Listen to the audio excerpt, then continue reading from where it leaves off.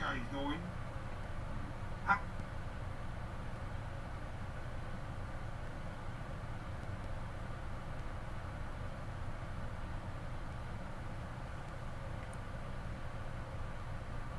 Hey! Are we doing it? Am I live? Can you hear me? Can you see me? What's going on? Is it happening? Can you see me? Can you hear me? Can you see me? Hear me? Can you see me? Can you hear me? Can you hear me? Can you see me? Is it working? Is it working, guys? Can you see me? Can you hear me? Can you hear me? Can you hear me? Can you see me? Is it happening? Am I live? I think I'm live. I think I'm live. Can you see me? Let's see if this video works.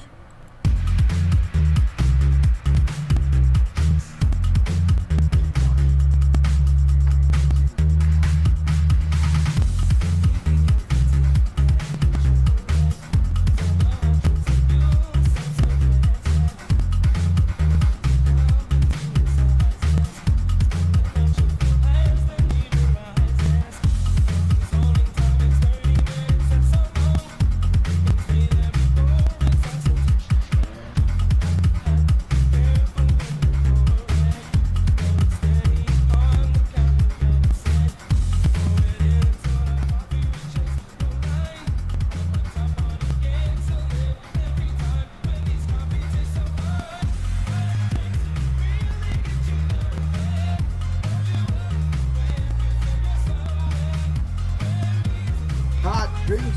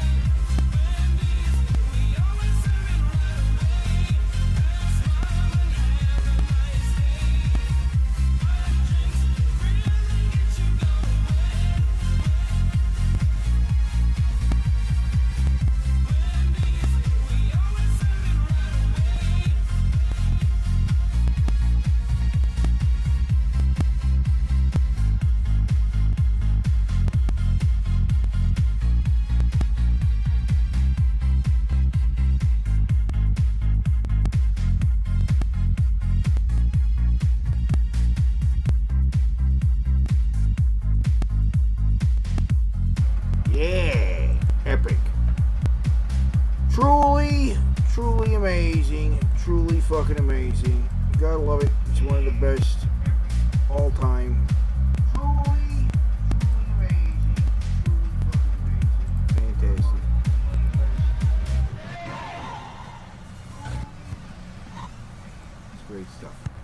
great stuff, guys. Oh! Yeah! Ooh! Yeah! When you're talking chili, turkey, milk, and cookies, there's some simple things that you've got to know. Like chili comes in large or small, for the dining room, and the cups are to go. Always got to know, make sure that you start right. Yeah. Yeah. Figure 8 motion from the bottom to the top. Do it again and start up. Yeah. Half inch from the top, baby. Large size for half a ladle again. Oh, the chili can be served with cheese. Happy with the glory, grated kind. Sprinkle on the top and then put the bowl in the middle of the tray every time. Chili can be served with cheese. Fill a drink of apple with the grated kind. Sprinkle on the top and then put the bowl in the middle of the tray every time. Chili can be served with cheese. From a drink of apple with the grated kind. Sprinkle on the top and then put the bowl in the middle of the tray every time. Chili can be served with cheese.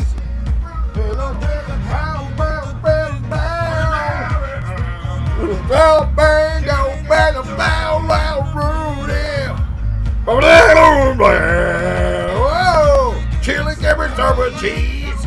And on foul, whack, whack, wow, wow.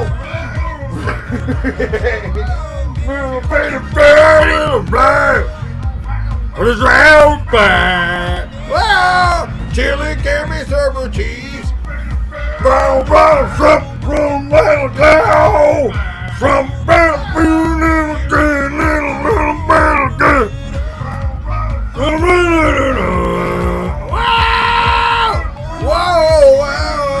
Chili can be served with cheese.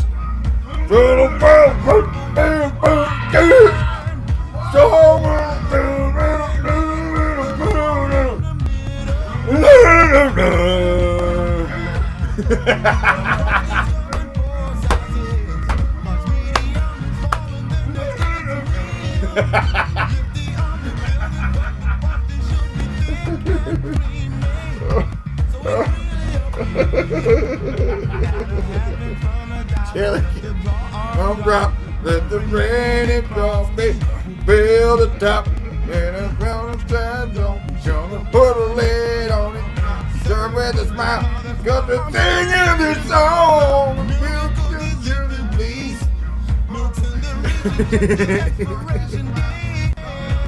Chili can be served with cheese.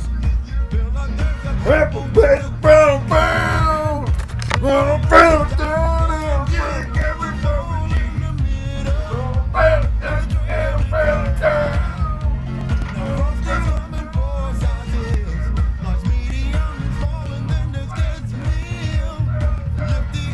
Brown, brown, brown.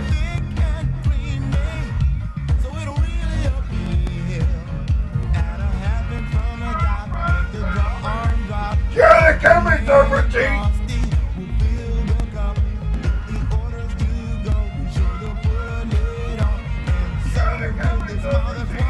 Chili can be served with cheese.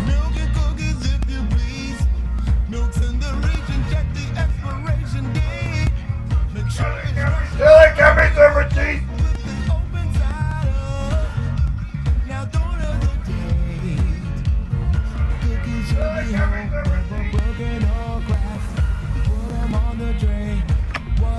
What a great snack!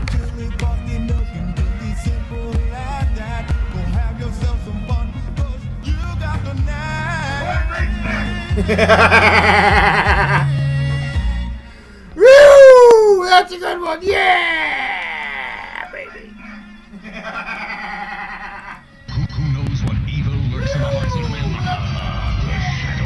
Evil Khan calls on his fiendish friend Dr. Makino, but Ninja Shadow with blazing eyes has the power to stop them. Makino and Khan take off. Ninja Shadow chases them in his Mirage. Each sold separately. Will they get away? Who knows? The Shadow knows. The Shadow might have worked if it wasn't so obviously trying to ape Batman, you know? Who knows what evil lurks in the hearts of men? The Shadow knows. The Shadow knows. You got a Asian villain guy. The evil Khan calls on his fiendish friend Dr. Makino, but Ninja Shadow with blazing eyes has the power to stop them. Makino and Khan take off. Ninja Shadow chases them in his Mirage, each sold separately. Will they get away? Who knows? The Shadow knows. Yeah, that's great. Shadow knows. That Shadow toys could have been good if they didn't suck so bad. Those blazing eyes gets them every time. It does. Get them with those blazing eyes. How you guys doing? Looks like we got some of you guys back. Well under half of the guys who were watching before I had to restart the stream are now watching. That's why I didn't really want to restart the stream, but you know, had to. The synchronization was all off. What? How can we synchronize if there's no synchronization? I don't know. There's something going wrong with the video thing. Actually, it was probably the whatever the fuck. It's weird. Now you can get a free Shadow Agents ring. Oh, Shadow Agents Just like ring. in the movie. Send in 2 proofs of Shadow Just Agents like in the ring. movie. It changes. Free Shadow changes. Agents ring. It changes. Free It Shadow changes. Agents ring. It changes. Free It Shadow changes. Agents ring. It changes. Free Shadow Agents ring. It changes. Just like in the movie. Send like in in the 2 movie. proofs of purchase. Now look at these packages. The packaging for these toys fucking sucked. I mean, look at it. What's with the colors? Right? What's with the colors? It's just kind of a ugly color combo. I mean, what's with the palette? You know? It should have been like some nice stark black colors and some, you know. But no, this is the Shadow. No, we get some yellow going over here. Looks bad, but at the same time, the toys were being sold by Kenner. The same people selling the Batman toys were selling the Shadow toys, so it doesn't really make any sense that they'd want to make a toy that would compete with Batman. Like, the toys, they're fine. So the figures weren't really that interesting, because why the fuck would they want to make a toy that actually competes with Batman? Hey, Retro Queen Gamer, you been posting new videos lately? Very surprised to see you doing a live stream, Teddy. You've not done one in a long time. Yes, it's true. And that's why I'm doing it, because I haven't talked about it in a while. What's up with you guys? There's nothing really to talk about as far as what's happening. I'm not watching any of the shows. I didn't watch The Mandalorian, and I'm not watching The Book of Fett. Right? I don't care about Star Wars Star Wars streaming shows like Boba Fett. Fucking Boba Fett TV series. I don't care about that. I didn't see the new Spider-Man movie, the third Spider-Man movie. The way I feel about it is that the third Spider-Man movie, last time Spider-Man 3 sucked. And the time before, well, the other time, the Amazing Spider-Man, they didn't even get to the third film. Right?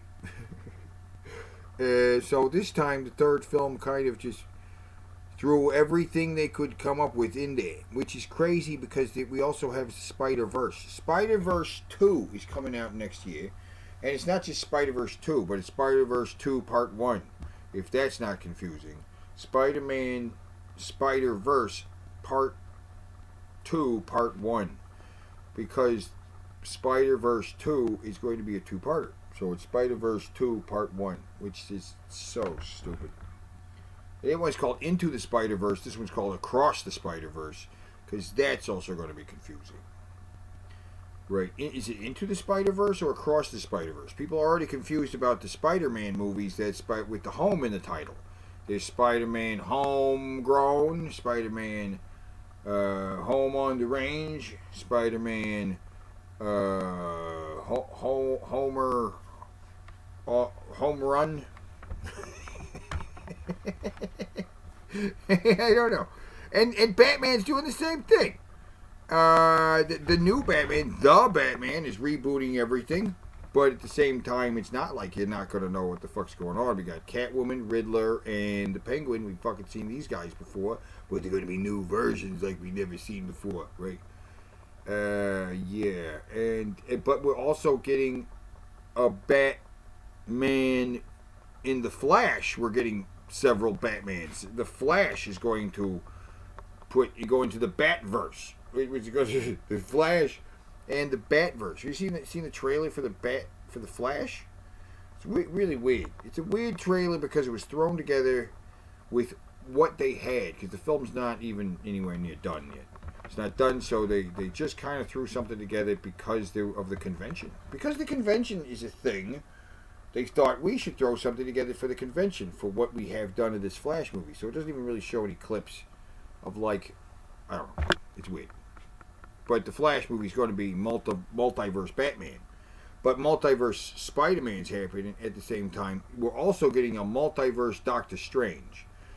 It looks like in the trailer, Doctor Strange is going to run into an evil Doctor Strange from a parallel universe. So there'll be multiple Doctor Stranges. And that sounds great, doesn't it? That's called No Way Home? No Way Home. No Way Home. Home Alone. Home Sweet Home. Home for the Holidays. Homosexual. Homeowning. Homoerotic. Yeah. New Batman movie is totally independent from the current DC EU. Right. Sure. But also, so what? the current DCEU is nothing. The current DCEU is what? Aquaman and Wonder Woman? The universe where Aquaman and Wonder Woman exist? And Shazam, I guess, is like what is currently the only, and the Suicide Squad, Peacemaker in that universe, I guess. He's not in that universe. But there is a Batman in that universe, and that would be Ben Affleck, and or whatever, because the Flash, I guess the Flash is going to initially take place in the Snyderverse, right? Because it's the guy who played Flash in Justice League, who, by the way, is everybody's favorite character from Justice League. Boy, did everybody respond positively to that version of Flash. So much so that we should double down on it. Not only make the Flash movie with that actor, but have several versions of that character in the movie. Which they are. They're going to have several different versions of that character in the movie. They showed a shot. There's one with slightly longer hair than the other one. And a Supergirl. Which is not, it's actually not Supergirl. I think it's going to be Superwoman. But the point is, it's a chick wearing a Superman costume, and it's not Supergirl.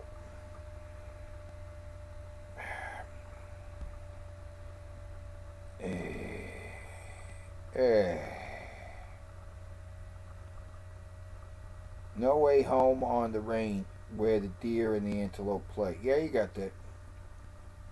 Pretty glad that apparently Keaton will be a mainstay Batman in the DCU, but still feel burnt that Affleck just didn't want to play the character after the Flash. Well, see, here's the thing.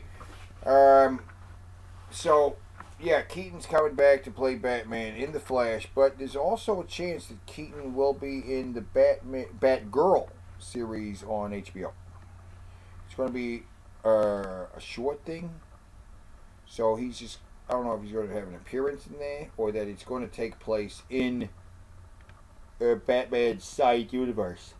Because why the hell not? They've already established that the Burton version of Batman is a different version of Batman, and they made comic books in that universe, right? They published something they called the '89 Batman universe. Yeah, but the Batman, how is the Batman going to fit in with all the rest of this? It's not. The Batman is not going to fit in with all this, and it's actually going to be here way before you know it, right? I mean, Not in February, but March. We're getting in March. We're getting the Batman. The Batman. The Batman. So, which I am honestly not that excited about the Batman. Because I've already seen this thing. I've already seen this so many times already. The Batman. But this one's a grittier Batman. It's a grittier. We already got a gritty Batman with the Nolan Batman. Well, this one's going to be even grittier.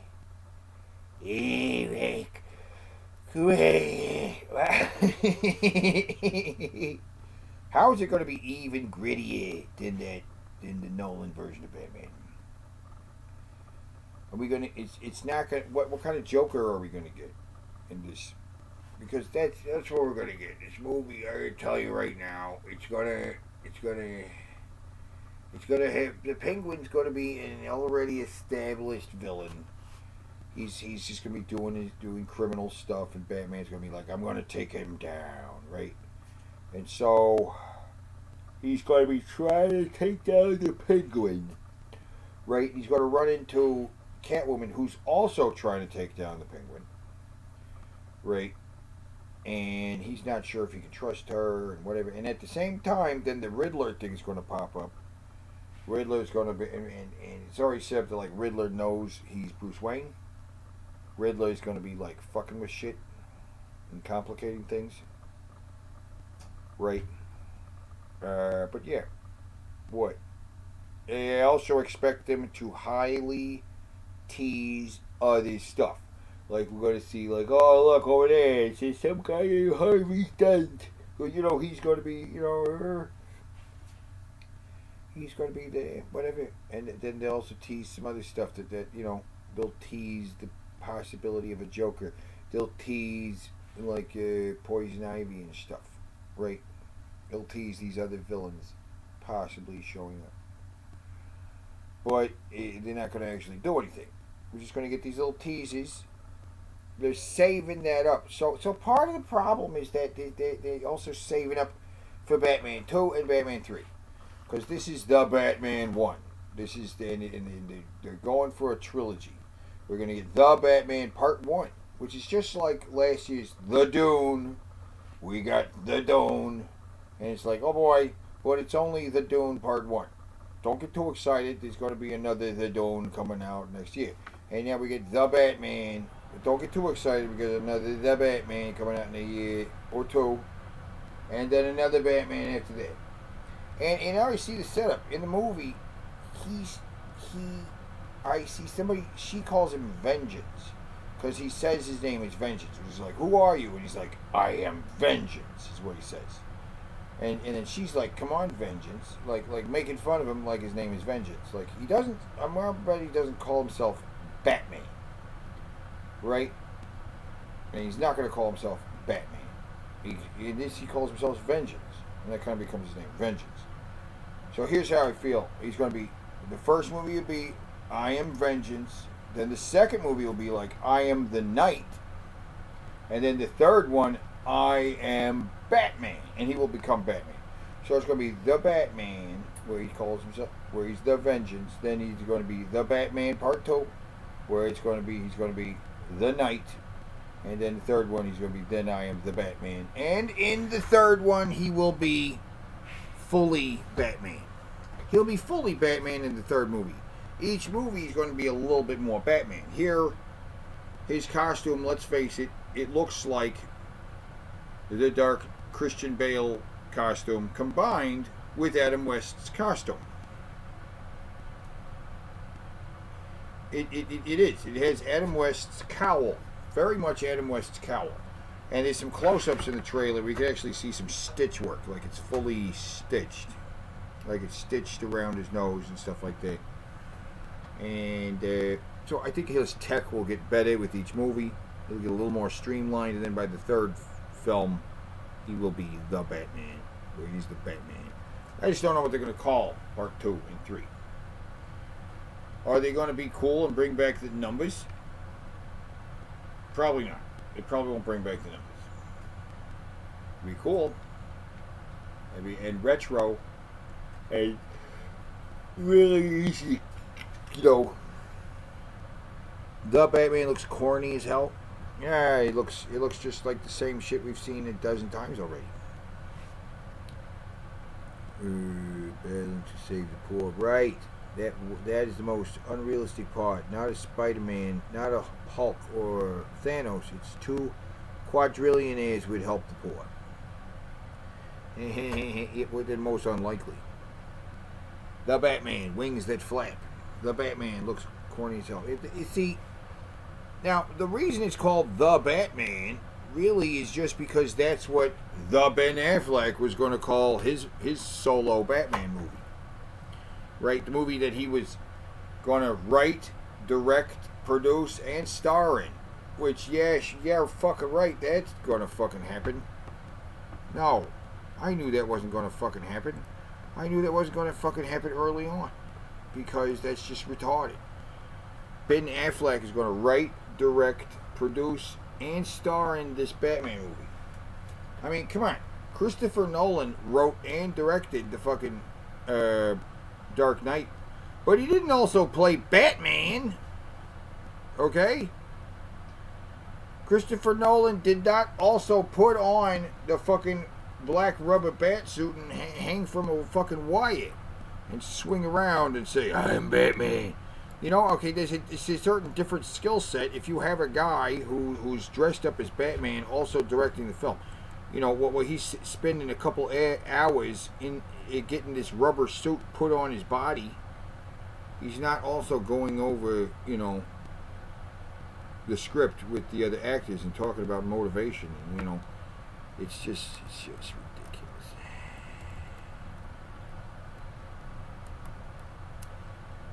It's just ridiculous. Ben Affleck hates Batman. Yes, he does. He fucking hates Batman. He got burned out on Batman bad. Like, initially he came to the role like, hey, I want to play Batman. Which that's something. But then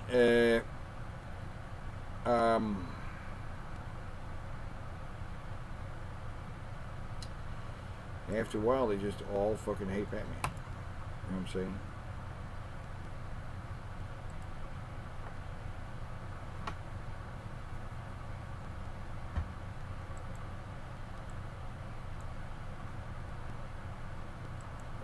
Alright, so let's take a look again.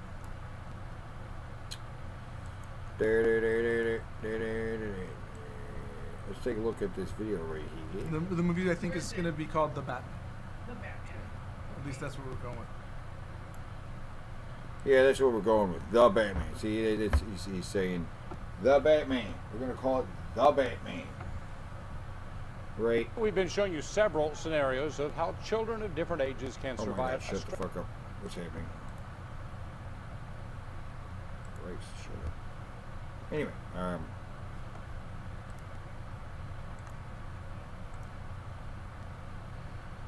Ben Affleck!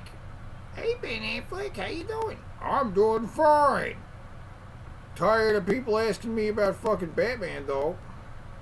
I'm gonna call it The Batman. The movie I think is going to be called The Batman. At least that's what we're going with now. I might change it.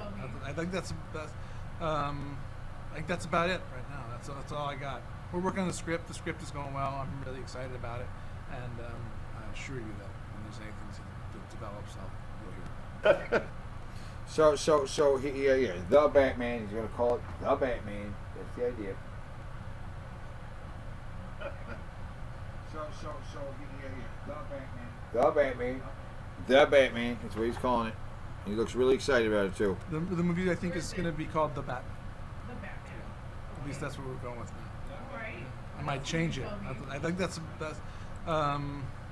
about it right now. That's all I got. We're working on the script. The script is going well. I'm really excited about it, and I assure you that when there's anything that develops, you'll hear it. The Batman. Very excited about it. It's called The Batman.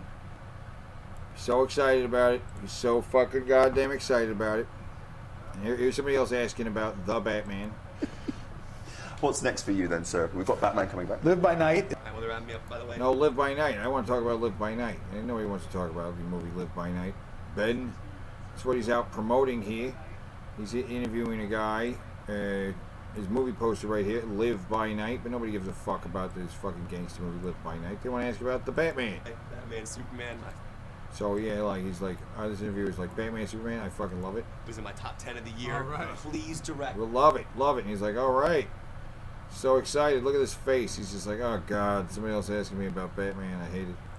Batman, the movie. All right, Please we're do getting it, going. Mr. Affleck. We're going. Please, man. All right. Great job. And what about Yeah, we're good going. He's so excited. Look at the look on his face. Somebody asks him about Batman, and just his face drops. Like, it just drops. All the joy in his face runs out of his face. He's like, God damn it, somebody's asking me about Batman again.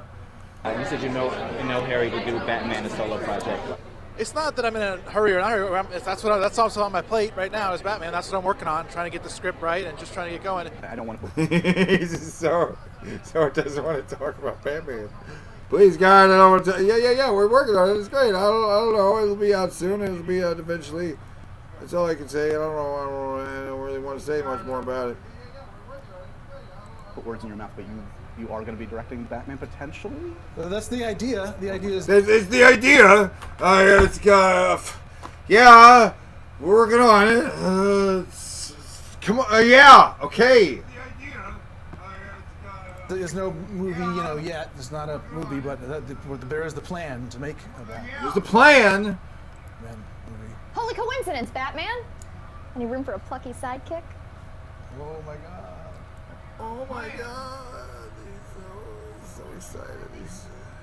Tell how excited he is, how happy he is. Oh my God. That's the sound of someone excited to be working on a project. Your mom. I just wanted to ask you about Batman. Not so much about the Batman, you've answered that, I think, but about Justice League. So I'm really excited to see the Justice League. How cool was it for you to go back and stay? How cool was it? How cool was it, Mr. Ben Affleck, to go back and work with those other guys on that again and work on it again and work on it some more? How cool was it?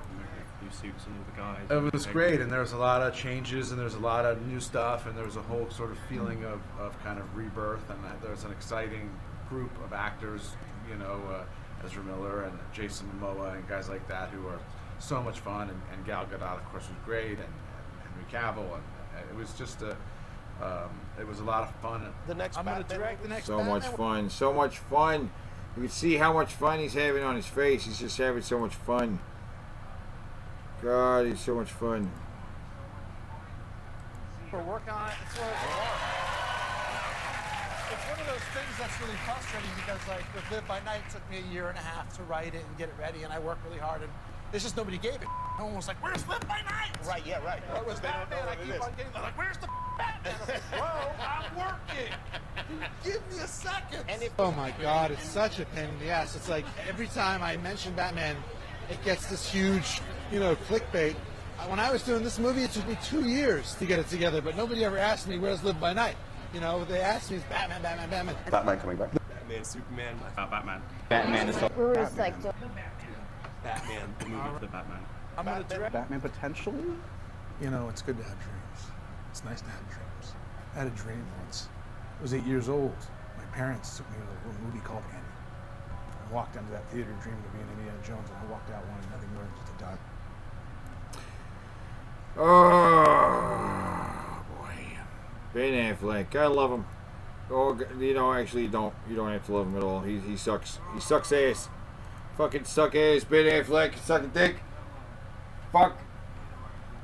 Hey. The exact look of contempt every time. Hey, Archean. How you doing? Everybody's doing good, eh?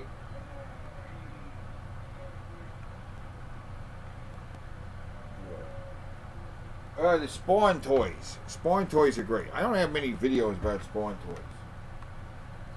Spawn, Teddy, Spawn. Spawn toys. Spawn. You want to talk about Spawn? Let's talk about Spawn. Can we talk about Spawn? How do we talk about Spawn? We don't have no videos about Spawn. There's no Spawn toys. I do have the video about the Spawn toys though. It's around here somewhere. But yeah. So okay. All right. You want to talk about Spawn toys? You want to talk about Spawn? All right. You can't talk about Spawn without talking about Todd McFarlane. Todd McFarlane, who, let me see, Todd McFarlane. Who is Todd McFarlane? That's Todd McFarlane. Todd McFarlane, he illustrated Spider-Man for a long time. In fact, he's the guy who illustrated Spider-Man and brought us fucking Venom. His look for fucking Spider-Man was very specific. Very stylized look. He had these ripped muscles and his whole look. Very specific. Todd McFarlane's design for Spider-Man was very, very specific. And he brought us Venom. Venom's particular look was very much Todd McFarlane's whole thing. With the mouth and the tongue sticking out and all that crazy stuff. But Todd McFarlane didn't really get much credit for his work. Oh, look at the crazy way he used to draw fucking Hulk. Todd McFarlane had a very specific style. It was very, like, crazy with all this extra detail and shit. Look at the way he fucking drew Hulk. It's crazy. But yeah, anyway, these guys, this Todd McFarlane and a bunch of other guys that worked for Marvel didn't get a whole lot of recognition for their work. So he led an exodus of artists out of Marvel to go make their own comic book company. They made Image Comics, which where he made Spawn, and then he also got like guys like Jim Lee and Rob Liefeld to also leave Marvel and join the make their own comics. So everybody was making their own comics. Not that those comics they were making were all that remarkably original. You know, Jim Lee's comics, the Wildcats, was very similar to the X-Men and X-Force and stuff like that.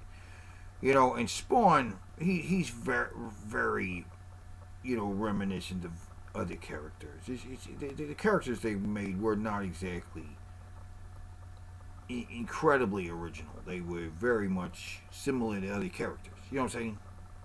There was some guy named Shadowhawk. Shadowhawk just looks like, I mean, look at this guy, Shadowhawk. So Image, Shadowhawk. Yeah, there you go. No, not Image. Shadow. Fuck, Image of a Shadow. Shadowhawk. This guy is kind of just, his whole look is very, I don't know, it's generic. You know what I mean? It's not a bad look. It's just a very generic look. It's kind of Batman crossed with Wolverine, with the horns and his silver outfit.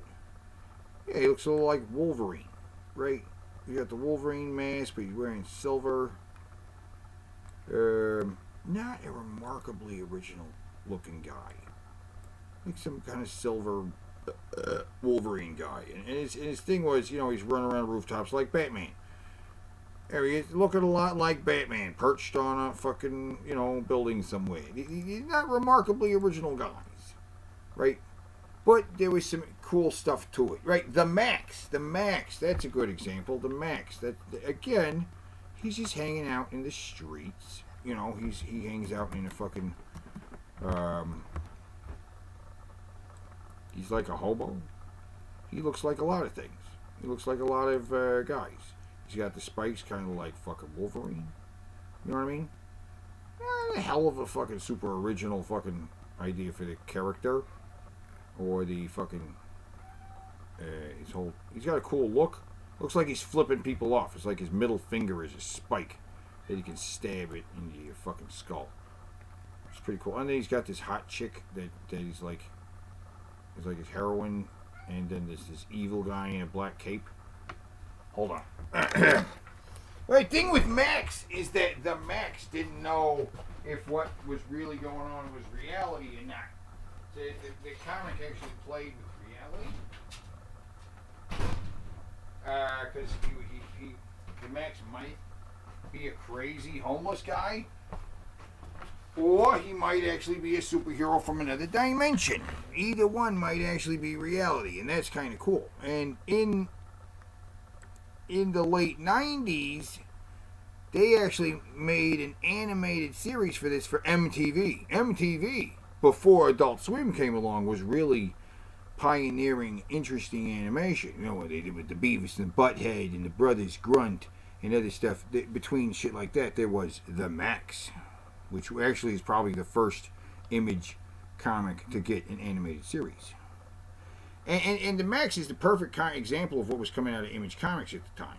Something that was very original from an artist you wouldn't normally hear from. Over at Marvel, the artist who did The Max was mostly just doing cover art and never really did, other stuff. At Image, he was able to write his own comic that incorporated ideas of homelessness and schizophrenia and was really, really interestingly illustrated shit.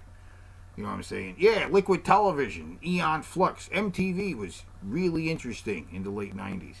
There was some interesting shit going on there. Oh yeah, and Spawn on HBO. Yeah, there was a Spawn animated series for HBO that was actually hard R rating. And the animated series, they did follow the comic. One of the early storylines involved Spawn taking out a pedophile. And they didn't really shy away from the fact that he was a pedophile. And not the stuff they did when they made a feature film out of Spawn. That was pretty bad. The feature film tried to kind of follow the formula of other superheroes being turned into feature films, but really shouldn't have. The comics were kind of breaking the mold and going against the grain and doing things differently. I don't know why, when they made a feature film out of Spawn, that they decided to kind of make it more mainstream. Like, don't go mainstream. Keep going in the direction of being weird. That's where your strengths are. So, I don't know. Yeah. Max dealt with suicide. Max dealt with a lot of interesting things. A lot of Image Comics dealt with interesting subject matters in an interesting way and had cool illustration styles. And there was a lot of cool stuff going on like that. Image is still around, and I don't think they're quite as good as they used to be. They're certainly not pioneering innovation as much as they used to. Right? They're much more mainstream now, more like Marvel and DC. Just farming out fucking new concepts. But, you know, everything's getting stagnant. I don't think there's a lot of new creative shit going on. Point is, Todd McFarlane led the Exodus. Todd McFarlane led the Exodus out of fucking Marvel and formed Image Comics. Then Todd McFarlane made just like where he's working with the comics, he also wanted to make his own toys, to make his own action figures for the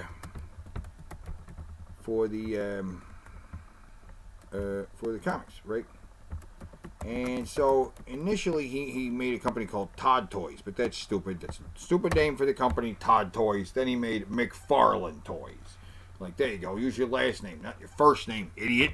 Don't call it Todd Toys. Call it fucking McFarlane Toys. What are you, dumb? And McFarlane Toys have become like at one time they were the best toy company in the business, because they were doing like whole new stuff with like super like detailed sculpts on these guys with better looking paint jobs and like lots of detail, and they were really cool. But frankly, the toy industry's kind of caught up with Spawn in McFarlane Toys. Everybody's doing figures with like super details and cool paint jobs now, and so this isn't so weird anymore. It's like everybody's doing this now because, McFarlane did it and they were successful, so the other toy companies did it too. So they're like, oh, guys want, and geared more for an adult collector's market where the figures are more detailed. So McFarlane, and McFarlane did make Spawn toys, but, then they started making the toys for the other figures. There's a Max figure McFarlane action figures. There's the Max figure. There he is. Back in the day, they made a Max figure, right? For the Max, and he was pretty cool because you could actually put on like the little fur and feathers on his headdress, right? So he could be in one dimension, and he came. Some of them came with a white is, and some of them came with a black is. This one comes with a black one. Right? Can you see that? See what I'm pointing at? No, I can't see what I'm pointing at. Okay, here. Some of them come with a black is, right? And some of them came with a white is, which is with the is are these little guys, right? That don't have any eyes. They just have hands and weird feet and these weird creepy teeth. Right, and in the real world, I guess, or in the street, in the alley, they're black, but in like the other world, they're white, and they're little minions of the guy in the black cape.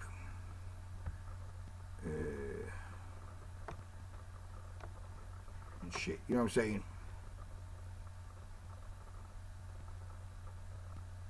But yeah, anyway. So Spawn Toys were actually making figures for the other comics that they didn't have yet.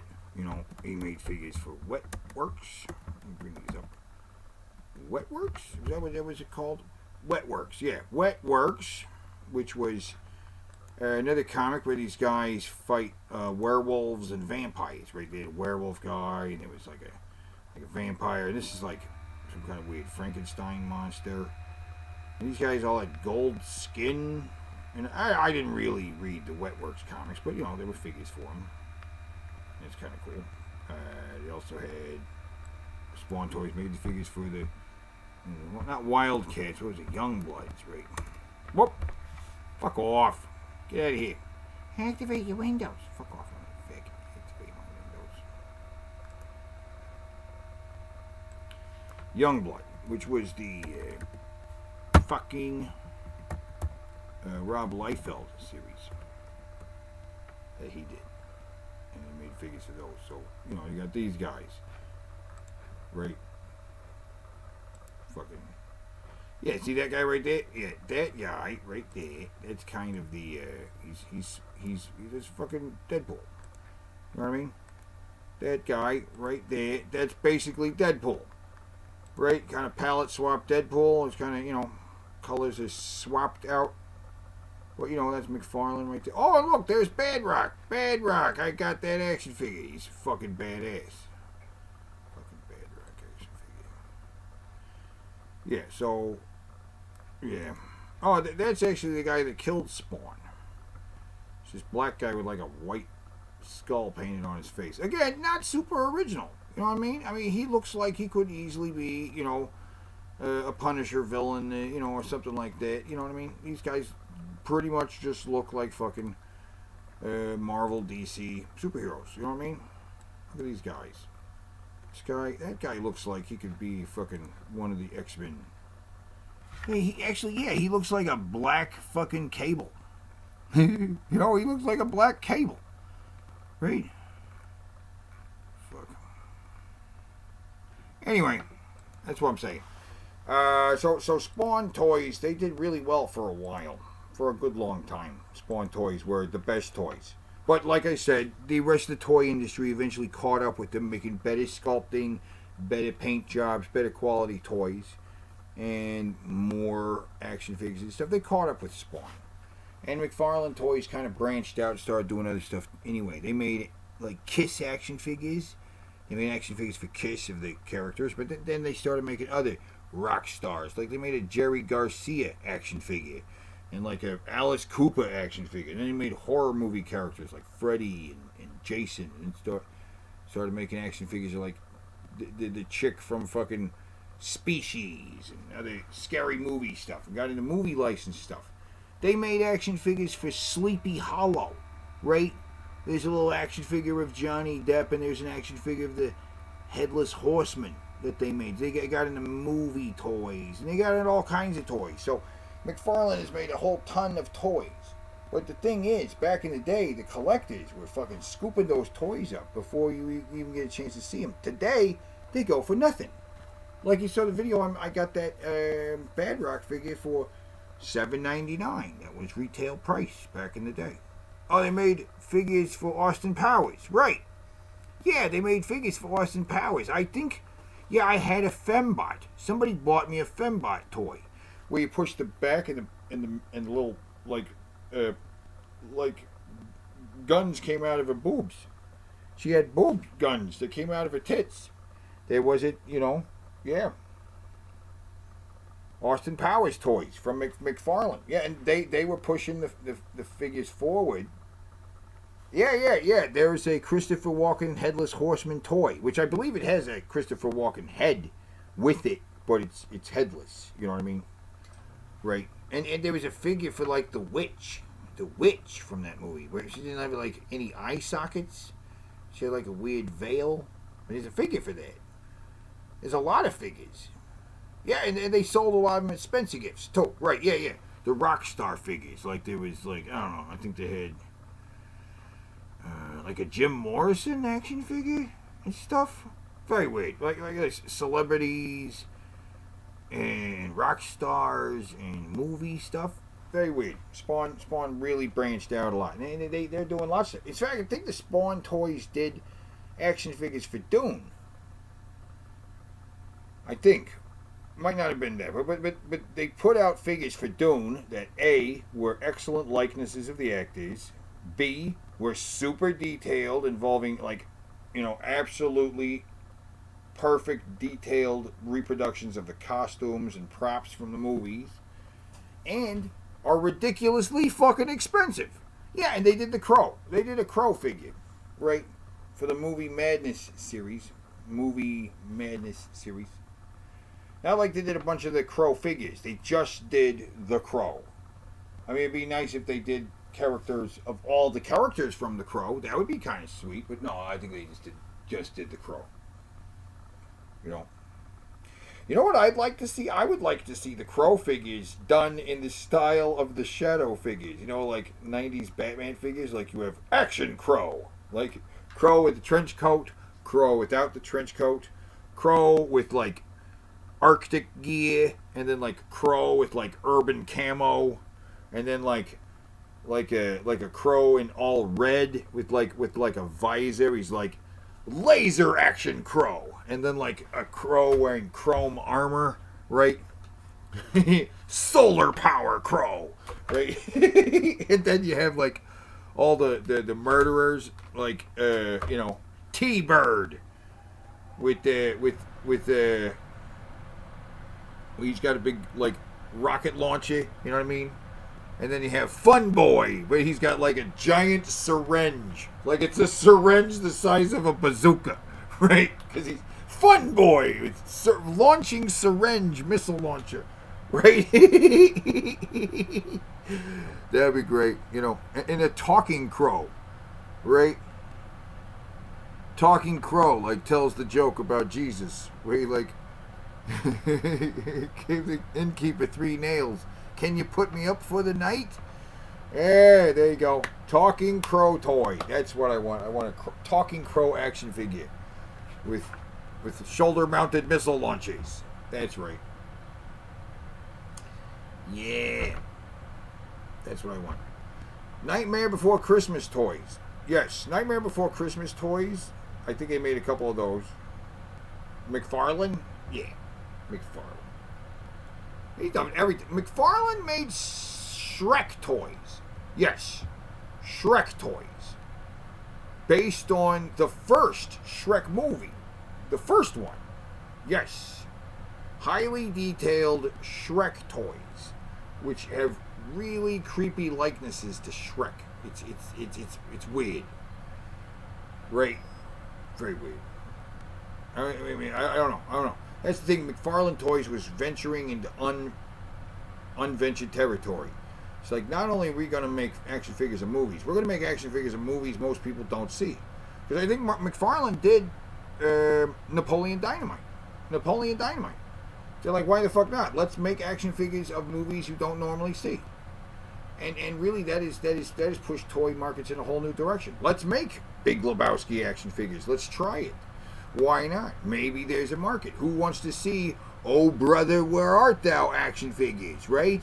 You got the George Clooney, John Turturro, and that other guy as action figures. They got little chains that connect them. Maybe we want that. Who knows? Let's try it. And McFarlane was really pushing in new directions. The Metal Gear figures. You're not going to find a better Mantis guy. You know the Mantis guy with the fucking gas mask? That's a really fine figure. Psycho Mantis. Yeah, the Psycho Mantis figure is real nice. The problem with those figures is that they are kind of locked into a pose. They're kind of statues that have, like, a couple points of articulation.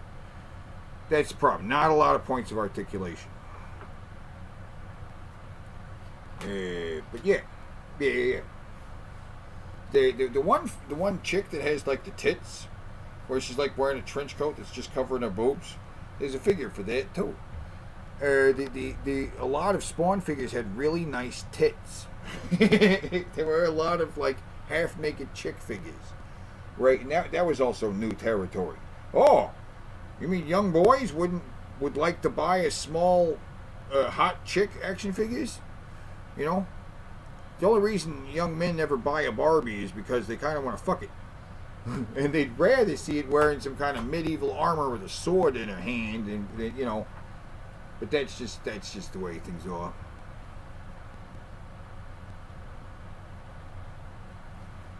The Mantis toy had a thin thing of plastic going over its belly that eventually would just break. Oh yeah. Like the strap. Like a leather strap on his belly. Yeah, there's a lot of details on those figures. They were not designed to last. They really weren't built very durable either. If you played with your Spawn figures much, they would break. They would break because they were not made of the strongest shit. They were fairly brittle. And that's not great. I'm just talking here. I'm not showing any videos. It just says Teddy Ropeskin over here. What are we doing over here? What are we doing over here? We should show some videos or something. What's this video? Oh, you got the shadow.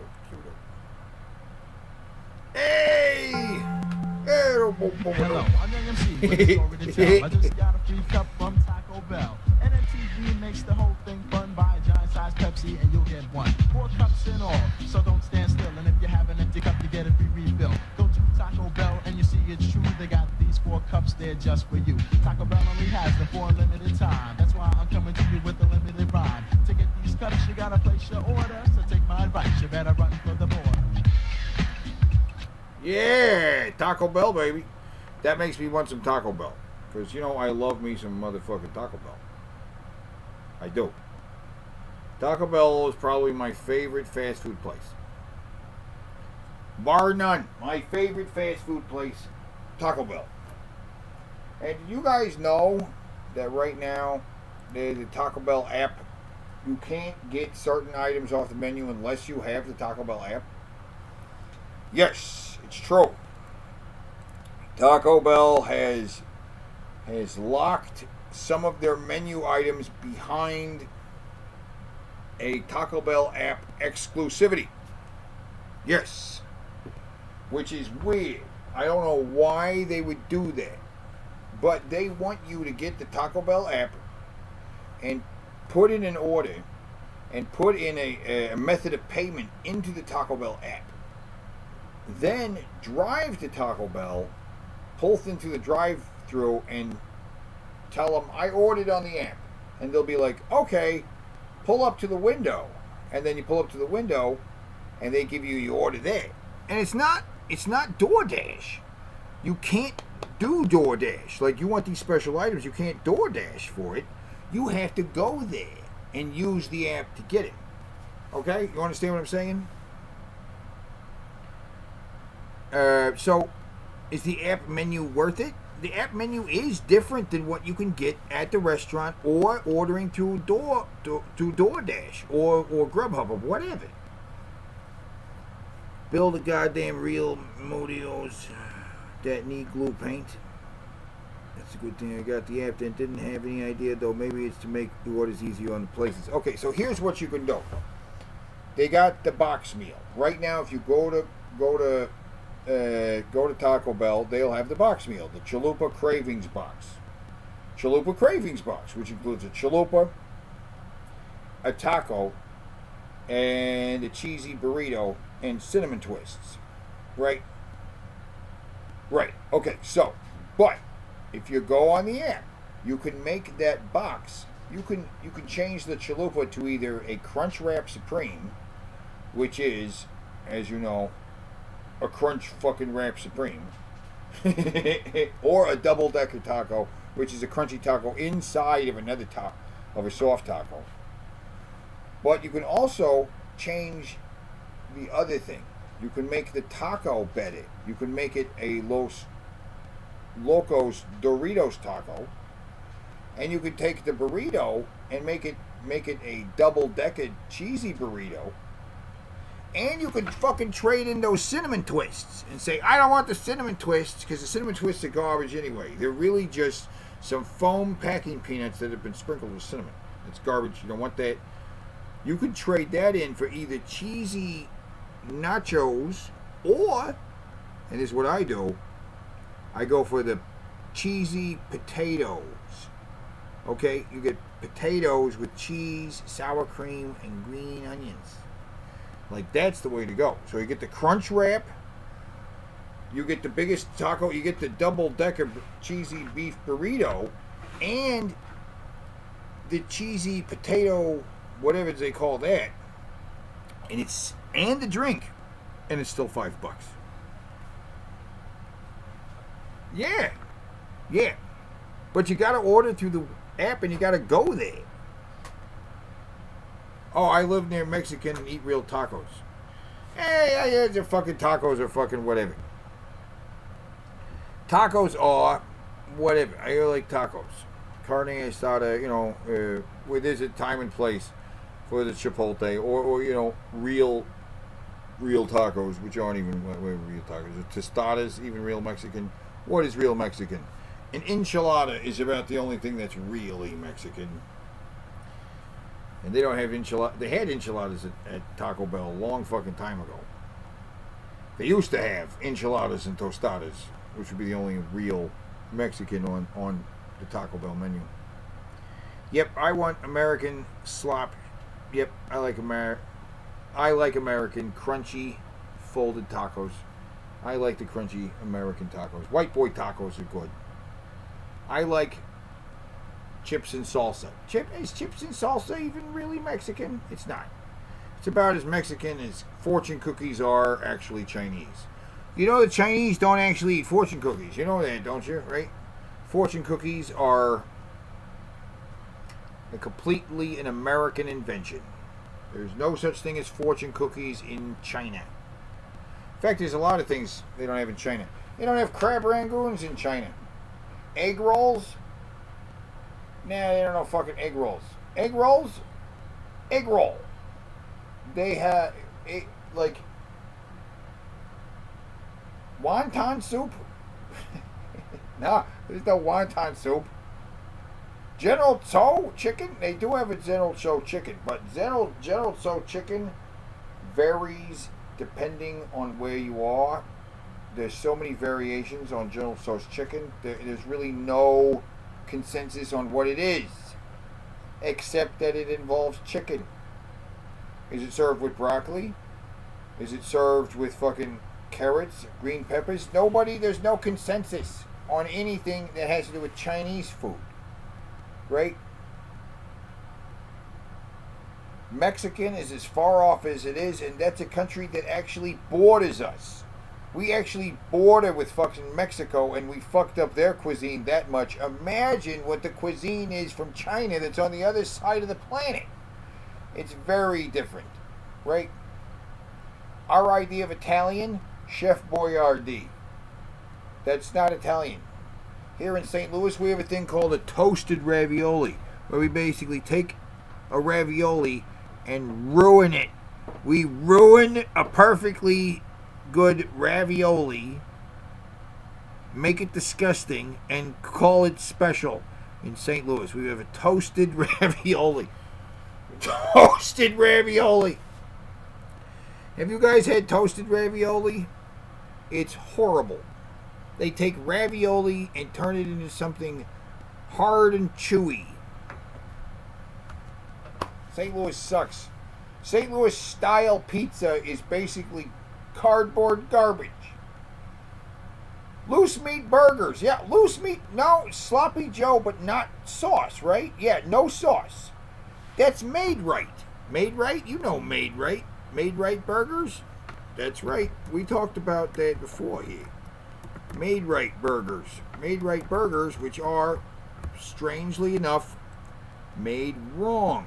Made completely wrong. They're made so wrong. Made Right burgers. That's funny. Made Right burgers are made wrong. Yes, loose meat burgers. Not sloppy joes, because there's no sauce on here. Okay, sometimes, you put the usual toppings on it. Pickles and mustard. There's some pickles and onions and mustard on a loose meat burger. Loose meat burger. And they call it, oh yeah, Iowa. Made Right. Made Right. It's not right. That's wrong. That is hilarious. That is the wrong way to make a burger.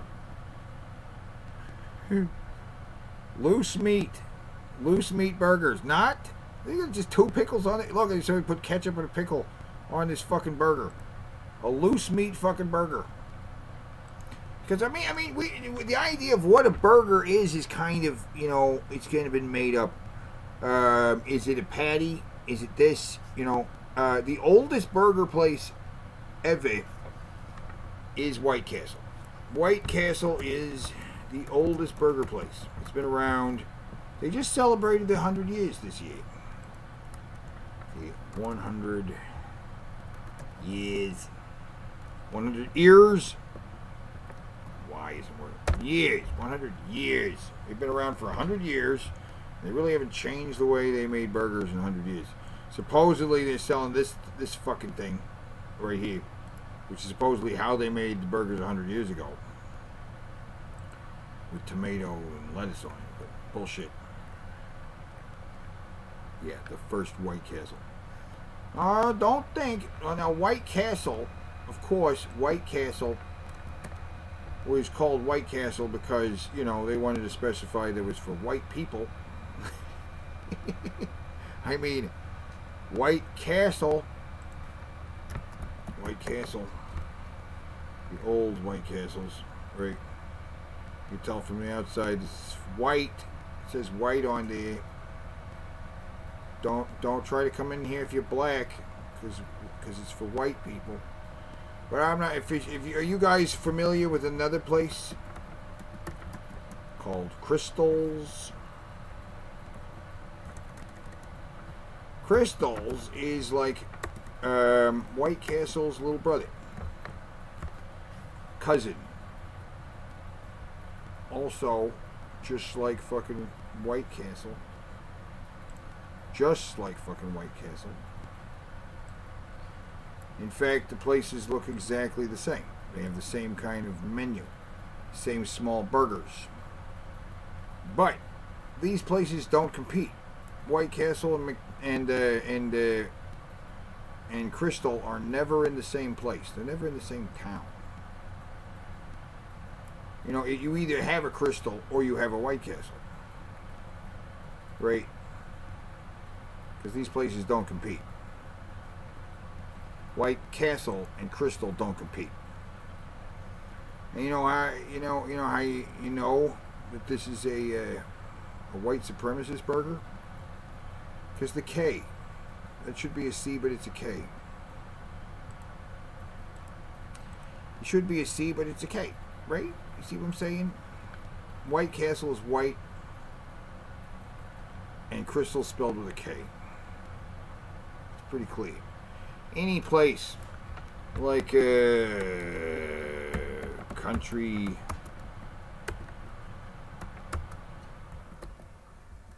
corner cafe. Yeah, country corner cafe.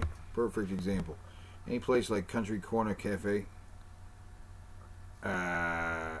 is pretty clearly sending out a message when you name of the place is all K's. You know that it's a place that's not too friendly to black people. Right, country corner cafe. Right. It's all spelled with K's. It's nice, you know. And they serve overcooked food. We like to overcook the food. Country corner. Country corner. Because it's the K's. So really, it's like tiny little white supremacist burgers.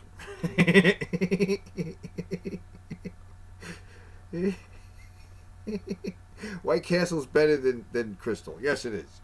Crystal's garbage. It's really terrible. White Castle is better. And it's not like black people aren't allowed in there now.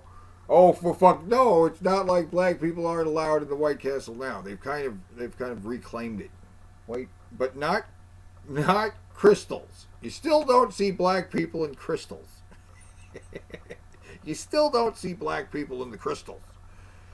Crystals are only where the fuck are the Crystals locations? I want to see the Crystals map. I want to compare the Crystals map to the White Castle map because it seems like these guys have really divvied up the territory. Because Crystals and White Castle's never in the same town. Because these guys don't compete.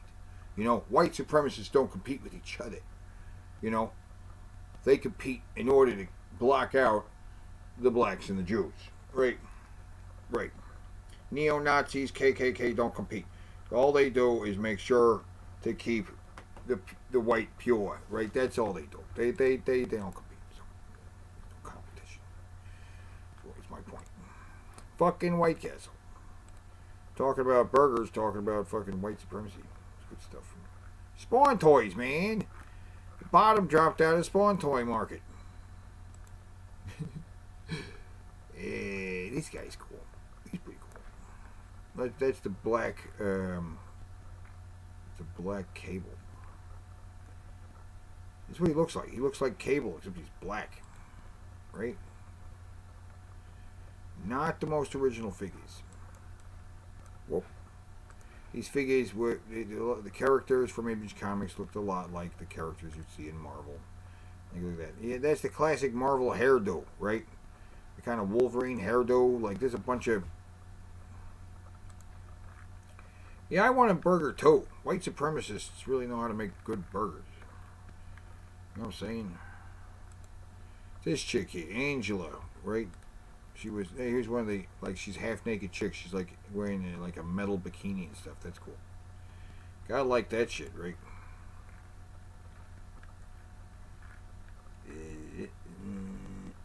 Yeah, anyway. Fucking shit. What are we watching? We watching videos? Taco Bell, baby, yeah! To go the same distance as one set of Duracell, you'd expect to have to replace ordinary zinc-carbon batteries. But how many times? Twice?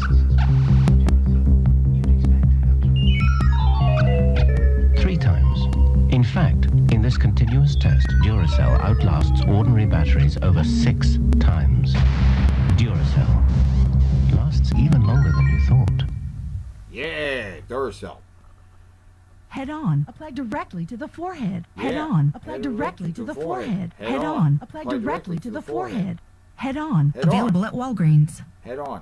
Head on, Head apply on. directly to the forehead. Head Head on. on, apply directly to the forehead. Head Head on. on, apply directly to the forehead. Head on. Head on, Head on. available at Walgreens. Available Walgreens. Head on, apply directly to the forehead. Head on, apply directly to the forehead. Head on, apply directly to the forehead. Head on, apply directly to the forehead. Head on, apply directly to the forehead. Head on, apply directly to the forehead. Head on, apply directly to the forehead. Head on, apply directly to the forehead.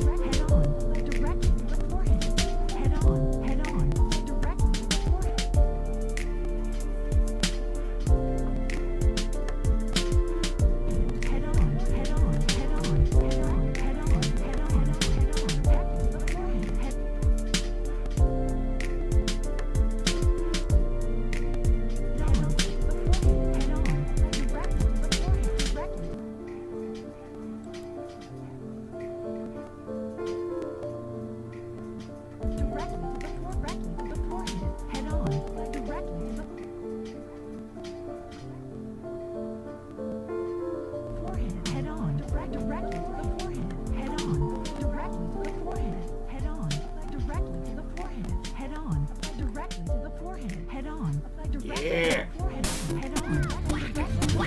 You ripped my shirt. Slater. Piece of cake. Jack, look out! Whack! Whack!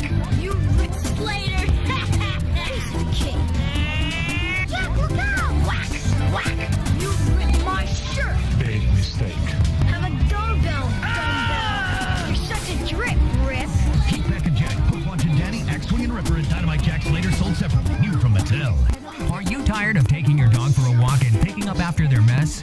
Are you tired of using grocery bags or products that are heavy and not useful? It can get very messy when your pet goes in the house or on the sidewalk or even your neighbor's lawn. We have the answer for you. Introducing Poo Trap, an amazing new innovation that eliminates the need of picking up after your dog. Poo Trap is a unique new product that fits any size dog without any hassles, and your pets will love it too. It's easy to install on your dog and makes your walking experience fun. Walking your dog just got easier with a Poo Trap. Wow. No poops, no moops. Poo Trap is available in 8 sizes and 3 colors. There are no substitutes. Poo Trap, the magic poop collector. Order yours today. Call 888-POO-TRAP. That's 888-766-8727. Call now or visit our website at www. Oh no, you missed that putt again. You probably don't have enough time to practice. You can have more time to practice your putting with the Potty Putter, the amazing new toilet time golf game that lets you practice your putting on the potty. Your Potty Putter comes with its own putting green made of the same professional carpet found at miniature golf courses. Now practice your putting every time you take care of your other business. Just aim and shoot the ball into the cup. Just think, all that extra practice every time you visit the job.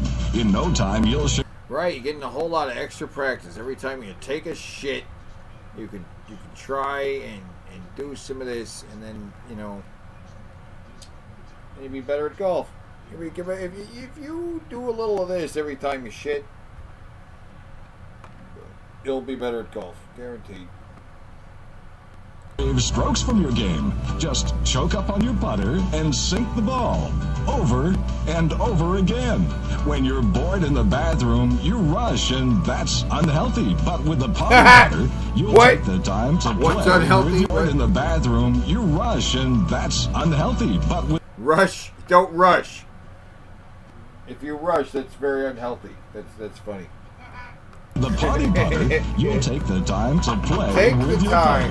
It's the most satisfying way to practice your game. Your Potty Putter is the perfect gift for the man on the go. He'll relax and think of you every time he practices putting. It's ideal for the executive washroom at the office. Look again how easy it is to practice your putting in the bathroom with the Potty Putter. Now improve your putting game with the Potty Putter for just $19.99. But wait, call now and we'll include the doorknob. Oh, the Euro Club. I know the Euro Club.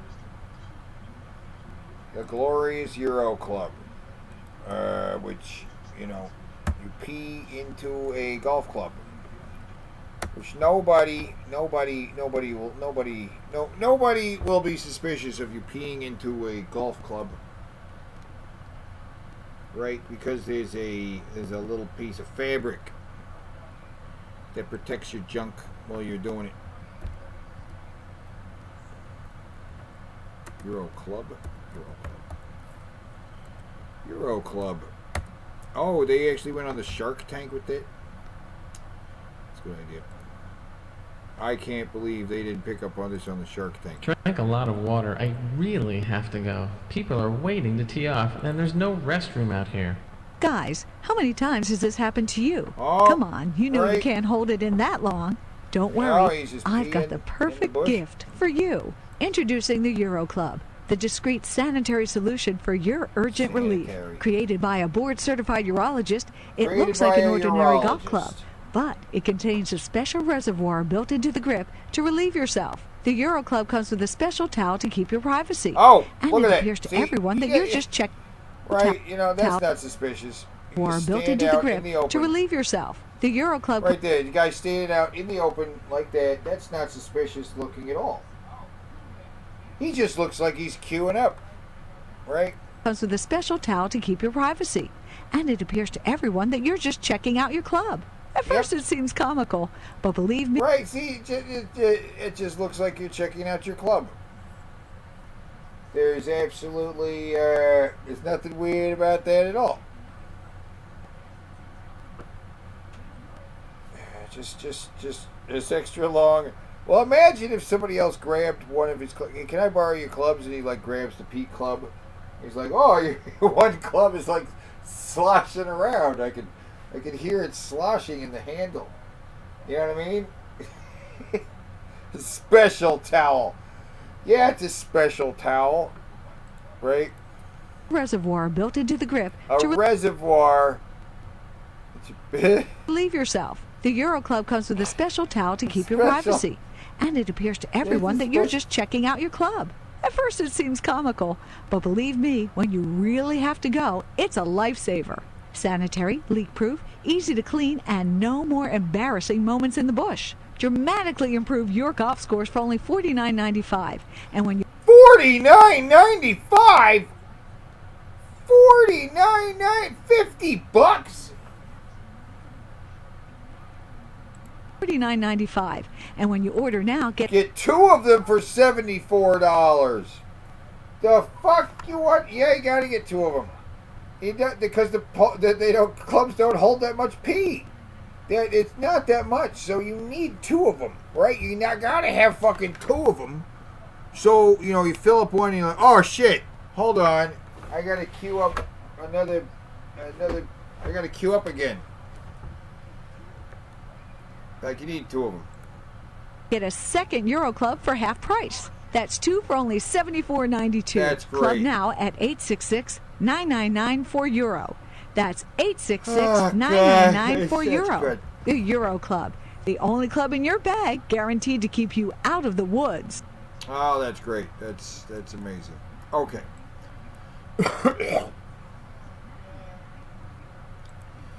Well, I mean, have you guys heard of the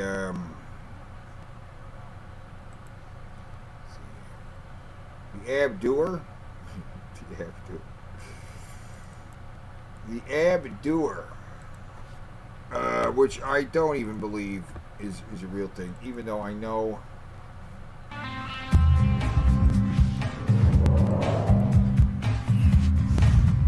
The Abdoer. Hi, I'm John Abdo, and this is the beginner routine. John Abdo, Abdoer inventor. So he invented the Abdoer, and his name is John Abdo. I'm not buying that. I'm not buying that. His name is John Abdo, and he invented the Abdoer. I'm not buying that. I'm not buying him being the inventor of the Abdoer. Not that his last name is Abdo. Right? That doesn't make any sense. I'm not buying it. Start warming up our body with a side knee lift right in here. Hands up so you keep your torso and spinal column upright and so, erect. okay. And let's just now, this is fine. This is all great. Right He's warming up before he gets on the Abdoer. The whole area, the pelvis.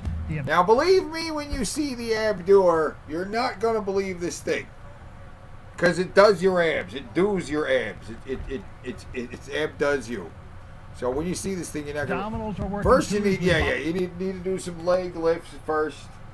You need to get yourself all prepped before you break out the Abdoer.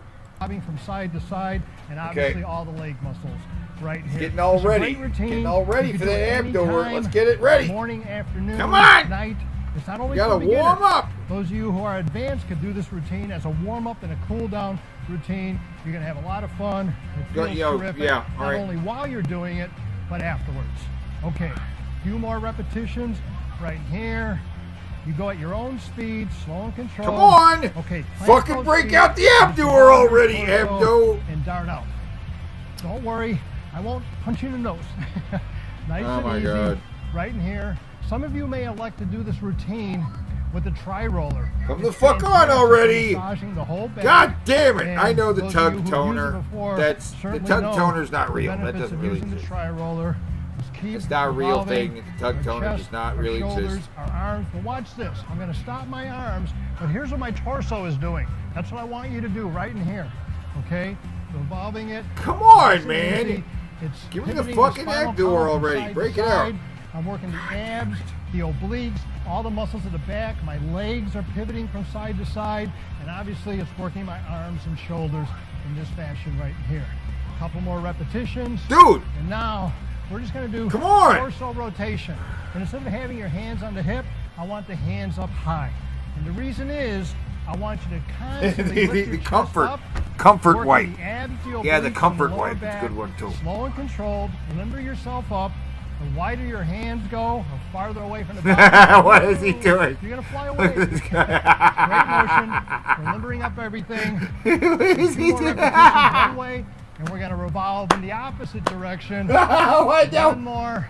Oh God! Let's see. Whoa! Now we're going the other direction. Whoa! Torso. Whoa! The back muscles. Obviously, my arms and shoulders are working as well. He's doing his abs. He's the Abdoer. And just have fun. He's Abdo. Couple more The revolutions Abdoer. here. And next exercise, we gotta sit down on our Abdoer. So get your Abdoer. Can I have my Abdoer, please? Yeah! Yes! There it is! There it is. There it is! Okay. There's the Abdoer. Fine, let me bring it out. Let me do it again. Next exercise, we gotta Come on, sit do down it. on our Abdoer. So get your Abdoer. Can I have my Abdoer, please? Here it is. It's Abdo. All right. Okay. Abdoer. All right. We're going to do these abs. We're going to do it. Come on. Abdoer time. And now what I want you to do is get a wide stance. Okay. And reach for one toe, stretching all the back muscles, the buttock, the Come on. hamstring. Just do the abs. Come up Are you full still control. You can use stretching? One hand to push yourself up. Come on, man. And rotate and go to the opposite side, right in here. Let your upper body weight be the resistance to stretch all the muscles behind you. Right in here, I can take my hands and push myself. Come on, do it! Myself and then Do go it! This way. Do the Abdoer. Right in here, nice and easy. Come on, man. When Hurt. you get Come strong, on. He's you're just just lifting your Jesus whole body Christ. weight with your back muscles after you stretch them. He's still Now fucking you can stretching. back them right in here. Keep it going nice and easy. damn it. Breathe natural. I'm hitting the bong. Basically All right, what I'm it hitting the is, bong. Breathe in I can't. before you go into an exercise. Oxygenate Fuck. the muscles. Exhale. Come on, Abdo. And as you Get exhale, off your your whole ass, body Abdo. relaxes. Keep it going. This is a fantastic motion, doing a lot of beneficial things to your body. God damn We're it. gonna do one more repetition. Abdo after already. this. Jesus, he's still Come touching up, his toes. Strong, sit upright, and then go down. Before we get started with our Abdoer twist beginner routine, let me introduce you to 4 great guys who are in great shape. They're my top students. God. Hey guys. How much? How you Oh doing? my God! John, Finally! John, and King John right Finally! here. I love those guys. Yes! Break it out! Started. Body Let's bob. do it! Stands, hands parallel with the floor, and nice. Yay! He's Lean tilting. into it. We're not going to fall over, He's doing especially it. with a He's wide doing stance it. and with the strength of the core support column. Yes, Nice he's and easy. doing it. Come on, keep that Yay! smile on your face. At least keep that smile on your body, because you're doing great things for yourself. Come on, guys. We got to show off for them. Keep it going. Nice and easy stretch. If you don't have that full range of motion, then just lean here. Those of you who can lean farther, go right ahead. Nice and easy. Come on. Keep it going. Whoa. How you doing, John? Yo! That's mommy's boy over there. Keep it going. Yeah, I'm doing Okay, it. come on. Nice and easy stretch.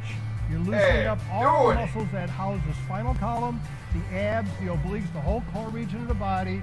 Yeah, I'm right doing here. it. I can see you guys. Keep it going. And one more. Beautiful exercise. All controlled, fully supported in the Abdoer twist. And come up, get yourself upright. How was that, John? He loves looking in the mirror. Let's get ready for body boogies. Nice revolutions or circles with the upper body. Everything is powered with the abs, the obliques, and the lower back. This is not a speed motion. Slow and controlled, limbering everything up. I can see you, John. Keep it going. Beautiful exercise.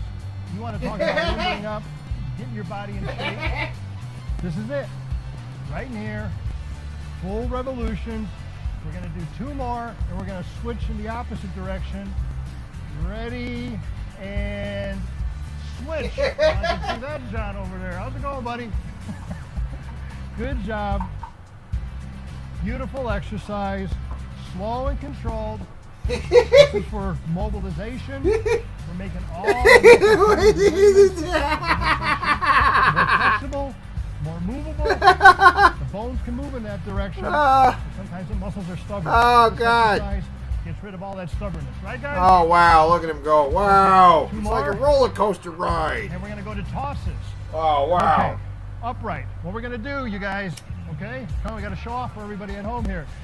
Forward and lean diagonally back. Forward and lean diagonally back.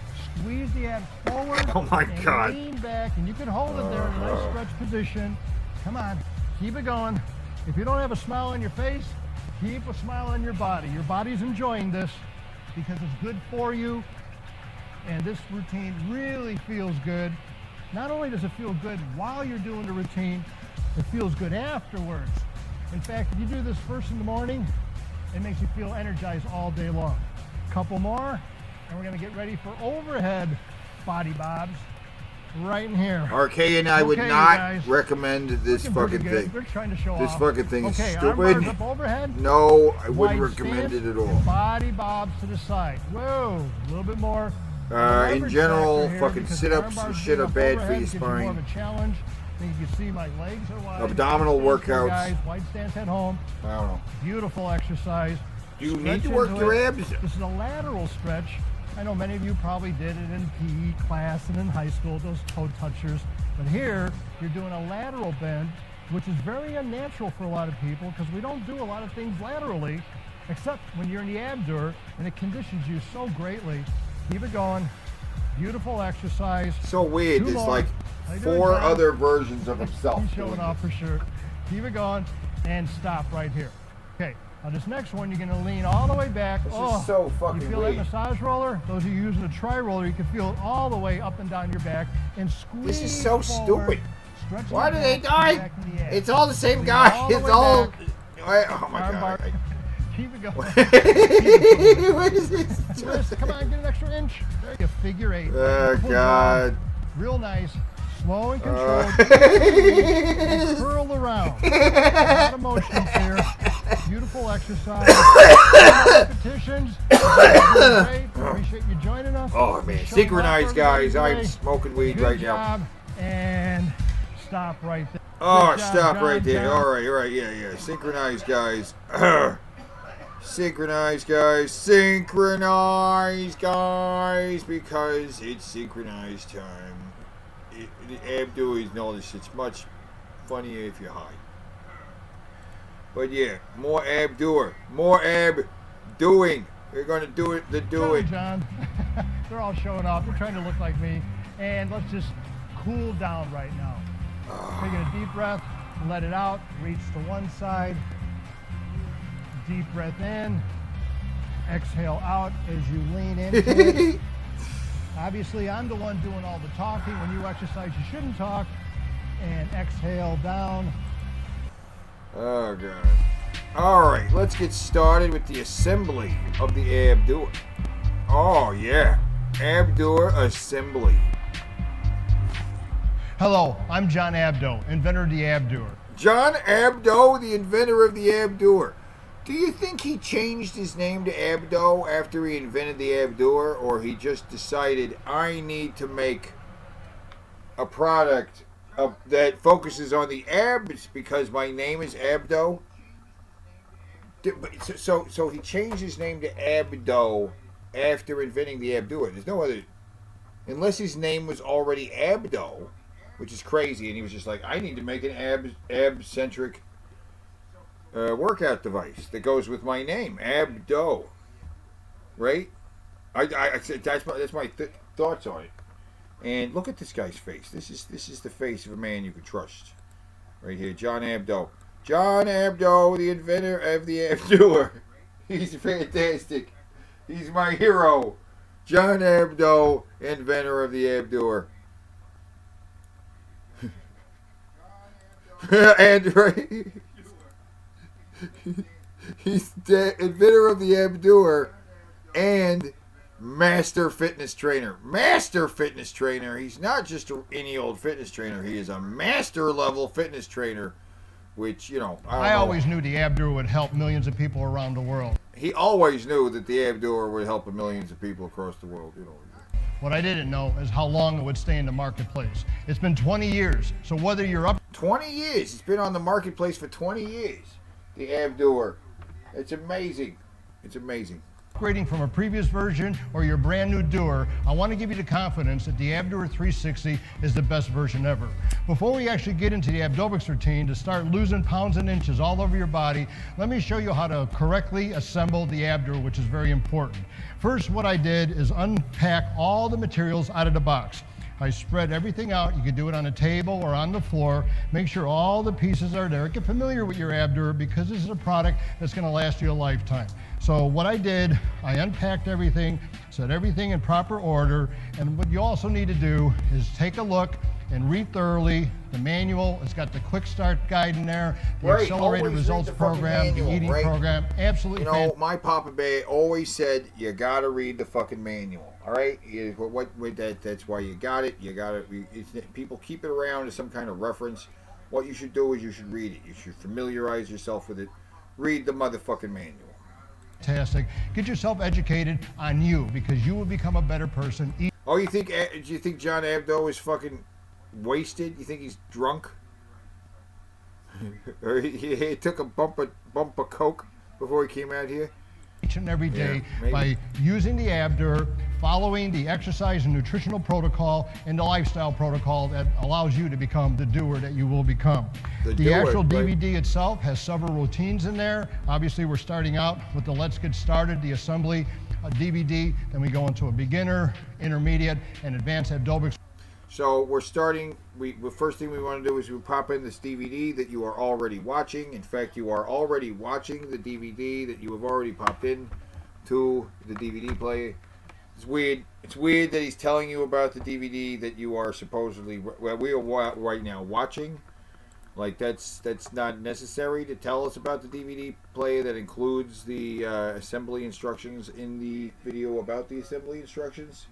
It just seems like a lot of extra... Abdolowitz was his father's name. Abdolowitz. Is that real? Did you look? Is there a Abdo, John Abdo? Did you look up his fucking? Did you see his own Wikipedia? Is that for real?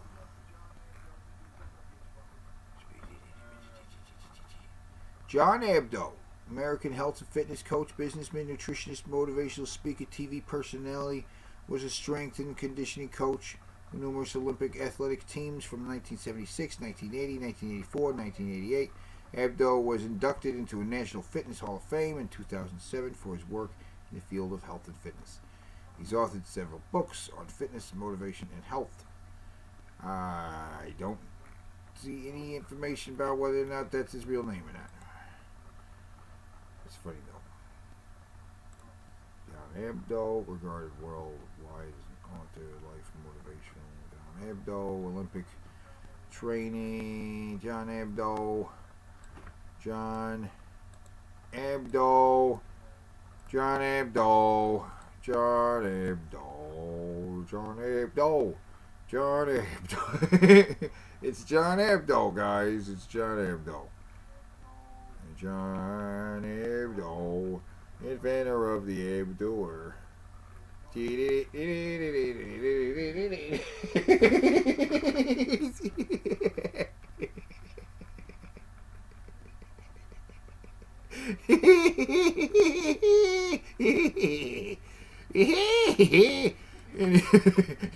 back to the fucking video. Routine. You start at your fitness level and you progress accordingly. We have guidelines in the manual and also posted online. Here's where we start. We have the main base frame laying in a flat position. This is how you can store it. Obviously, this is how you get it out of the box. Pre-assembled at the factory are these two knob insert pins right here. So what you want to do is pull them out right in here and take the main base frame, open it up until you hear it click. And now what you do is simply put the insert pin back in. That's done. Open this up till it stops. Again, the round insert pin, because we have several insert pins here. So what you want to do is pull them out right in here and take the main base frame, open it up until you hear it click. And now what you do is simply put the insert pin back in. That's done. Open this up till it stops. Again, the round insert pin, because we have several insert pins here. This will go into place right there. You want it snug, so if it's a little hard to get in, that's great, because it's going to be really hard or impossible to get out. Also supplied with your Abdoer are some nice wrenches here, different sizes, because there's bolts all over the machine. Some bolts are already pre-assembled at the factory, but from time to time, check those bolts just so they don't reverse loosen on yourself. And I actually brought my own wrench because I'm a little bit of a handyman and I like using this tool myself. So what we're going to do here, after we have the main base frame assembled, we want to look at the main base swivel seat. You can see the swivel action here. Beautiful action, and this allows you to have part of the 360 function. It actually revolves in both directions, right and left. But what you want to do is always get those center markings in the front. And the way to do that, I'm going to hold this up here for the camera. The way you do that is reach underneath, and you see this little hole right here? Actually, you could feel that right in the center. So when you get familiar with your Abdoer, if it's off to the side, it's way out of position, always bring it to the center point, and I'll show you about the other seat as well. So now, once you have the main base assembled, now you have the core support column. Very, very important. Let's put that on top of the seat for a second, and pre-assembled just very loosely at the factory is this nut, bolt, and washer. I'm going to take this off here, and I want the camera to zoom in on these three features right here. Okay, the nut, the bolt, and the washer right here. So let's put that down for a second. And now what we want to do is take off this twister tie right here, because it's holding this plastic gasket on there to give it some more snugness, and slide it in here. Again, snug is good, so it's going to fit a little snug in the bottom front hole right there. So insert the bolt right in there. Sometimes it's real snug, you may have to tap it with a hammer. Put the washer in next, right there, and then the bolt, and here's where the wrench is. Gee, I thought this was going to be a lot simpler. This is a really very complicated thing, and I just smoked a bar. I'm high as fuck. I'm high as fuck, and this is very complicated. Come in handy, okay? So what I want you to do before... His elbows are nasty. You actually tighten it up, take one of the oval insert pins and put it right there. That locks the core support column in place. So it's not going to be flimsy right there. It locks it in place. And then what you want to do is take both of the wrenches. I'm going to put one on the back here to hold this in place. And then my handy dandy crescent wrench right here. I'm going to tighten it up right in there. And you want to tighten it pretty snug. If you're not strong enough, just go as tight as you can. But again, check the unit occasionally from time to time to make sure that the unit is put together. I'm going to give it a little snug here. Okay, so that's done right there. The next step I want to show you, and these may not follow exactly the step-by-steps in the manual. Either way, it's all going to work. We have the dynamic fluidity seat with the concealed air bladder. It's an instability capsule. Now I want to remove this right here because both of these actually contain a lot of wobbleability to it. And you will see that on this capsule here, you see an insert hole right here. The air pressure is already pre-filled at the factory. This is the degree that we want it. I've tested higher, lower. This is where you want to have it. But if you have an air pump, you could take the air pump and actually inflate more air into it. Again, I would just use what was pre-filled at the factory. So what you want to do, underneath, and you see Velcro here, Velcro there, put it directly in the middle. So now it fits center. And it's real easy to put it out of center. So put it right in the center. And on the top of the actual dynamic fluidity seat, really soft, durable, keepable material. You can see how it bends in all directions. And that's what's going to happen when you sit on it for your buttocks, pelvis, and hamstrings. The comfort groove right here removes the pressure off the tailbone and the whole groin area. There's a lot of sensitive muscles, tendons, ligaments, nerve fibers, and capillaries in that groin area. So we're going to take all the pressure off that, and this is anatomically designed to make it safer, easier, and more effective for yourself. So in order to align the seat properly, I just want to move the unit for a better camera angle. We're going to look at the center markings, or the triangular marks right here. So get one right on top of the other, put the seat directly in the center, and there you go. But also make sure that it's aligned center as you rotate from side to side.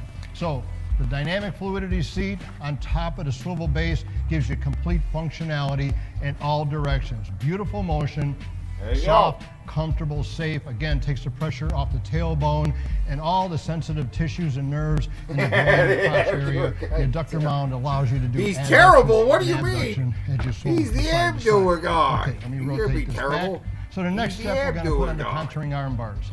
Grab another one of the oblong insert pins. Inventor of the Abdoer. Let's grab the contouring arm bars. Let's remember to always have the arm bars as they're ascending away from the body to go up.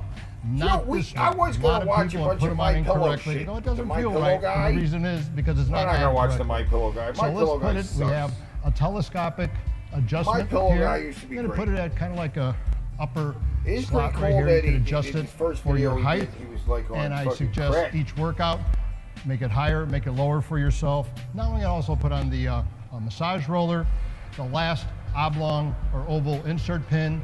I'm going to put this on the lower hole right here. And now that assembly is put together. And last but not least, the handles. And you can see the handles are marked L for left, obviously, R for right. And what we want to do, this insert pin here, spring loaded. I'm going to pull this down a little bit. I'm going to push this in, the insert pin in, and slides right in, and wait for that click. Right there. She's in place. She's not going to go anywhere. Same thing with the right side. I'm going to push the insert pin in here, wiggle it around. I actually could see this. Now she's in place. Beautiful. Everything is in proper position.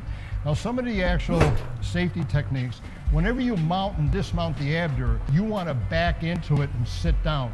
A lot of moving parts on the Abdoer, so you want to make sure that it's a safe and comfortable environment for you.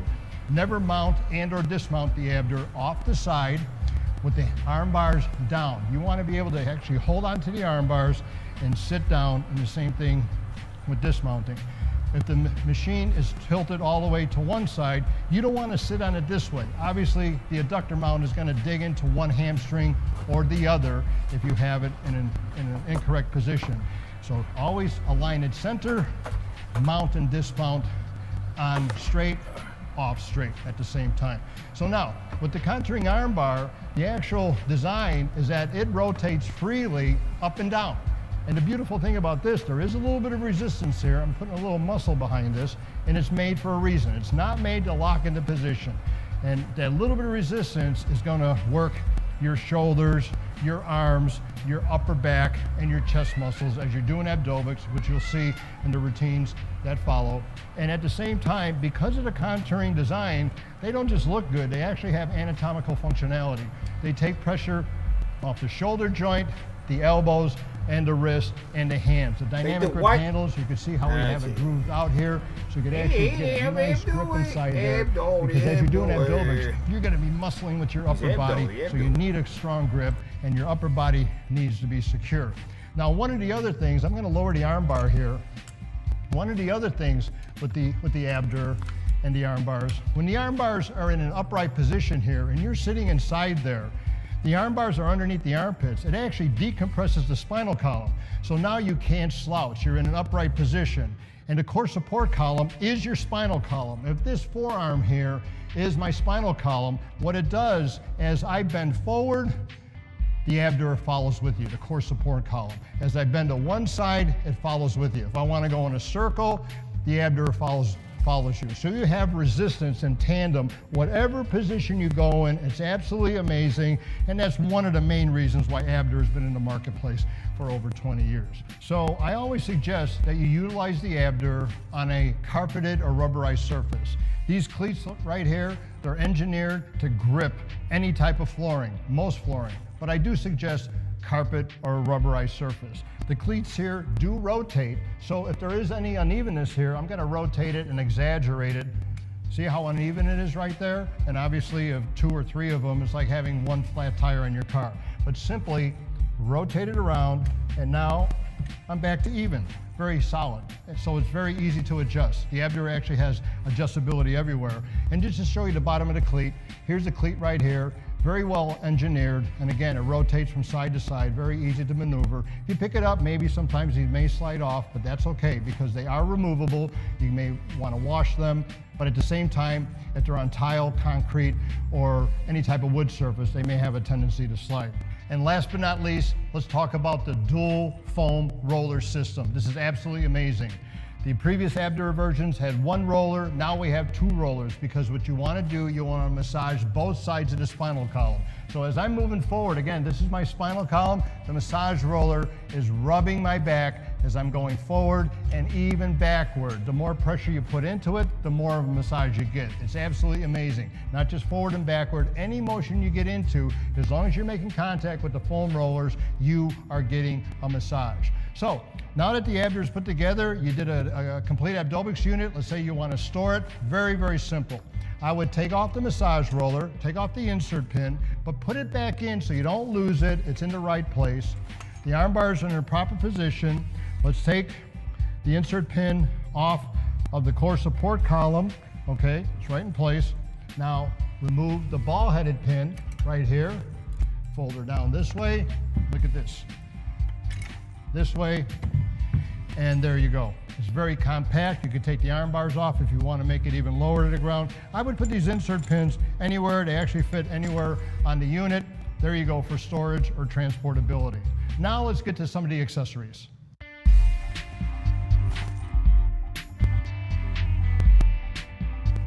The dual roller system comes standard with the original purchase, but what we've done, we've taken 2 and turn it into the 6-pack. Absolutely amazing. So now what you do, you use the same insert pin, the oval insert pin, and again it's adjustable up and down the telescopic core support column. So now you have between the shoulder blades, the mid to lower back, and all the way on top of the buttock pelvic region right in there. As you move, this 6-pack roller system is absolutely amazing. It feels terrific. It's very, very healthy for your body.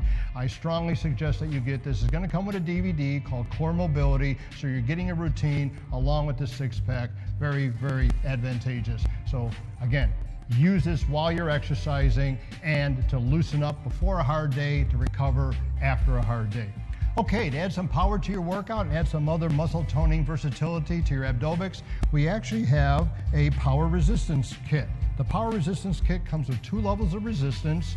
One is lighter than the other, so you could experiment. You actually put 2 together to really add some power. We have some really soft, cushiony handles, and you can see very easy clips right here that affix to the bottom of the main frame, these loops right here. So once you affix it right there, now all of a sudden you could do arm exercises, shoulder exercises, chest exercises for the upper body. But watch this. These hand grips come off, and you also have ankle stirrups. The ankle stirrups are fantastic. They're easy to put on. You can hear the Velcro.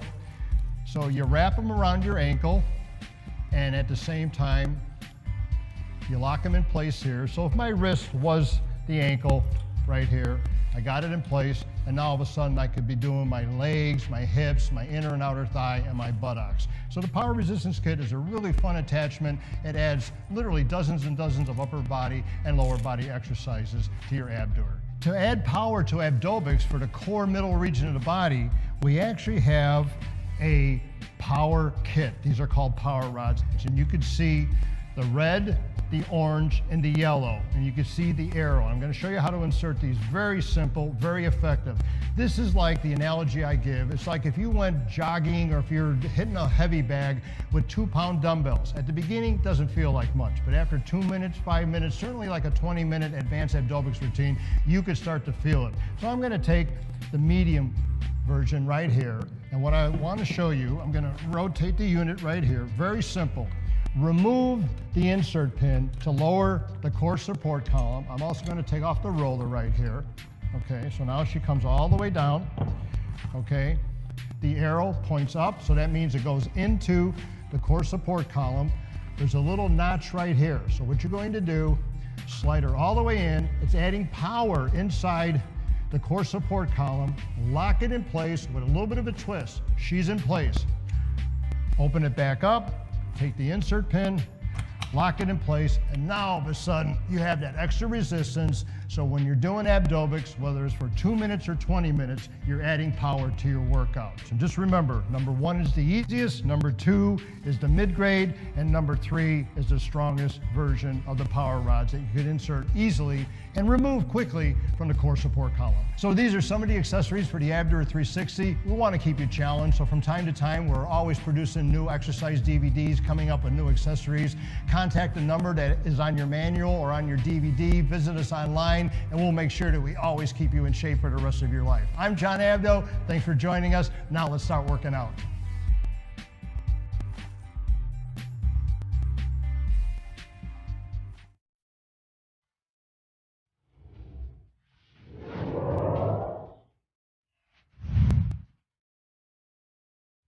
I want to welcome Jody, Rob, Paul, and Jill, and I want to welcome you to the intermediate Abdobics workout. Engage the swivel seat, put in the power rod if you want to add some extra resistance, and let's start with our warm-up. Everyone ready? Okay, torso twist. Nice and easy. Just revolve the torso from side to side. This is a limbering up exercise. Getting ready for the workout that lies ahead. It's a fun workout. It's a challenging workout. It's going to work everything. And when I mean everything, I mean everything. Heart, lungs, muscles, nervous system, metabolism. You're going to be burning body fat, shaping muscle. You're going to have a great time. Keep it going. A few more remaining here. And then we're going to go into a wider stance. And let's go into a lunge. So we're twisting with the lunge. So now we get the leg action, hip action. For those of you who have weaker knees, put your hands down and rotate to the side. And today, for this demonstration, Rob's going to be the muscle man. And we're going to have Jill just kind of like demonstrate a beginner. So she's not a beginner, but if you are a beginner to this routine, Jill's going to take it a little bit slower, and Rob's going to try to break the machine, right? Keep it going. Okay, torso rotations. Keep the arms up, because what you want to do is rotate the full spinal column, core region of the body. Other routines that you did in high school and PE class, you had your hands on your waistline. Here we want the arms out, because it adds more leverage against the obliques, the abs, the lower back. Nice revolutions here. We're going to switch directions in just a bit and keep it going. Okay, get ready. And whoa, switch directions. Okay, you guys in tandem with me? Keep it going. Good. See, Jill's doing a shorter range of motion, and Rob here, our muscle man, he's going crazy. Keep it going. And you guys back there, you're looking great. You at home, you're looking great. Keep it going. Limber that body up, because once we get in the Abdoer, we got some good work to do. A few more remaining. Keep it going. Right in here. And now let's sit down on our Abdoer. Say hello, Abdoer. Wide stance. And let's go over to this side and stretch nice and easy. Just hold it right there. And then come up, and let's give a flex. You might not look like Rob when you come up and flex, but, you know, let's think about some good muscle tone. Keep it going right in here. So we got to stretch, flex, stretch, flex. You can go slower or faster depending on what kind of shape you're in or how warm your body is. This is not a speed motion. It's a flexibility motion. Keep it going. A few more repetitions here, and we're going to get ready for the doer. Keep it going.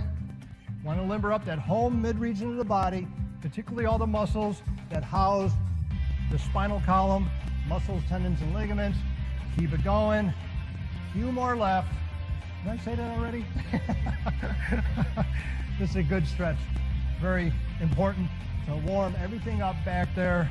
The spinal column is comprised of little tiny bones. Okay, let's sit upright and let's put the arm bars underneath the armpit, wide stance, and let's lean back and let's do a twist from side to side. And with that swivel seat, you know how challenging it is. So now you're using your waistline, pivot from side to side. Try to stay in tandem with me. Lean back, let that massage roller push into those muscles. Feels good to get that massage. Keep it going, nice and easy. But feel those muscles flexing as you're rotating from side to side. Okay, now what we're gonna do is a back and knee, okay? Lean back, kick up. Lean back, kick up. Lean back, kick up. Keep it going. A lot of coordination. Have fun with it. Squeeze the abs on the way up. Don't just let your body dangle or flop around. Be conscious of contracting your muscles at all times. The abdoer is anatomically designed to where you can't get out of position. You're always going to be in the correct position. And all you have to do is just move your muscles in different directions. And guess what? They're going to be shaping from all sides. Keep it going. A few seconds remaining. You guys are looking great. You're looking great at home. We're just getting started. So keep it going. Back and knee. Keep it going. Couple more. All right, get ready for skaters. I love this one. Okay, now what we're gonna do, start out this way and let's switch. Pivot from side to side. Get a lot of oblique action in there, but those adductors and abductors, for those of you who don't know what those are, inner and outer thigh, and all the muscles of the spinal column and torso. Keep it going. For those of you who can go, look, Ma, no feet. Get the foot off the ground. Right in here. Beautiful job. Keep it going. Lean into it. Go at your own pace. If you can, keep with our cadence and go with your own. Okay, hands up overhead. What we're gonna do, squeeze forward and kick. Squeeze forward and kick. Okay, these aren't speed motion. I want you to hold that leg out there for a split second, contracting all the ab and leg muscles. Keep it going. Right in here. How you guys doing? I love the woo. Keep it going. Lean back and kick. Lean back and kick. Beautiful job. Okay, flutters. Hold it up, and we're just gonna lift the knees in alternating fashion. Push your hands up against here. It helps to brace your upper body. This is a tough one. Keep it going. Come on, tippy toe. Keep it going, guys and girls. Oh, that's right. Jill's doing the beginner one, so she's got it easy. Keep it going. Those of you at home, you can fluctuate between beginner, intermediate, and advanced. Go at your own pace. Change paces throughout the routine. Okay, you're ready right here. Arm bars underneath the arms, and let's circle this way for body boogie. Keep it going. Beautiful circles with the whole torso. Torso rotations and revolutions. I call them body boogies. Keep it going. How's it going back there, Paul? Keep it going. A few more in this direction, and we're going to change directions. Beautiful job. And whoa. Switch directions. Again, now the brain is working differently. You're going to feel so much better because you're wondering, you can walk up and down stairs better, you can jog better, you can do exercise better, just normal daily activities better. Why? Because you're more coordinated and you're in better shape, you're stronger. Keep it going. Right in here. Body boogies. You're working everything here. Even the legs are working because your feet are planted and it's preventing that swivel seat from rocking from side to side. Keep it going. Let's get ready for stagger bobs. Okay, upright, and let's lean, and let's do some bobs from the side. Not long range bobs, these are stagger bobs. Body bobs in a stagger fashion. Keep it going. You can go a little bit faster if you can. You're pushing your feet into the ground to stabilizing your body, which engages all the lower body muscles, concentrating really on the sides of the core region of your body. We're gonna get ready for figure eights. This is a challenging one. Okay, upright, and let's curl around. You're making circles with both hands in opposite directions. Beautiful exercise. Figure eights. Keep it going. Come on.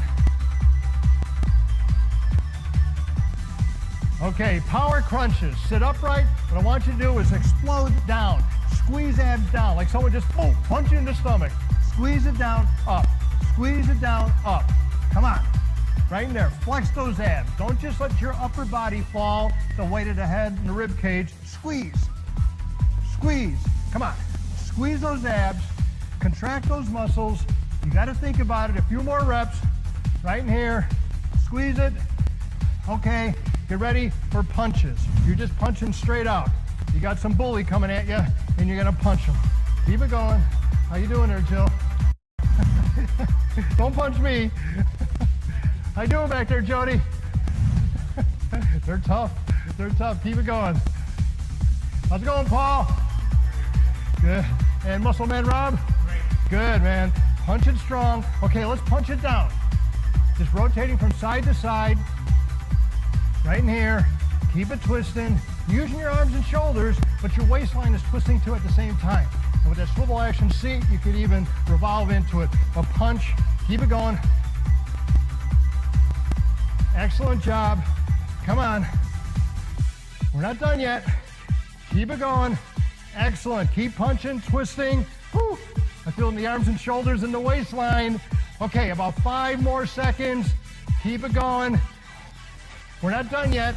Okay, right in here, we're gonna do a back lean and a twist. Okay, we started with this, but now, since you're more warmed up, you can go faster or just kind of like feel those muscles. Put your brain into those muscles. Concentrate on those muscles. Don't just go through the motion on the outside. Go through the motion on the inside, which is your brain, your nervous system, your muscles, your bones. Keep it going. Nice and easy. Beautiful motion. Okay, let's sit upright. What we're gonna do is lean back with the knee. Lean back with the knee. There you go, guys. Beautiful.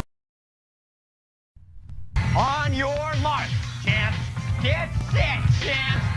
Bust it, champs. Bouncing along, he'll take this line upside down. Yes, he goes right to the top side. And now he'll take it right over here. Pull off 250,000 points. 2, take it right to the top. A, drool the cruel.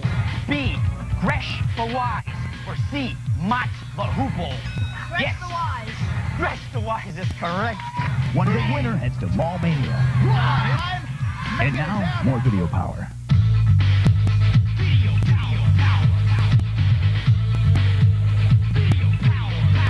My show is kicking with maximum height. Say video power? Yeah, that's right. Word. I've got the ability to make you win. You want the edge? I'll push the power surge. Let her rip. Feel the power. Power. Feel the power. Video power. Feel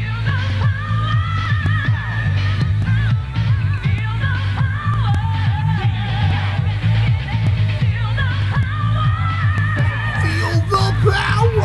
I should basic. Feel the power.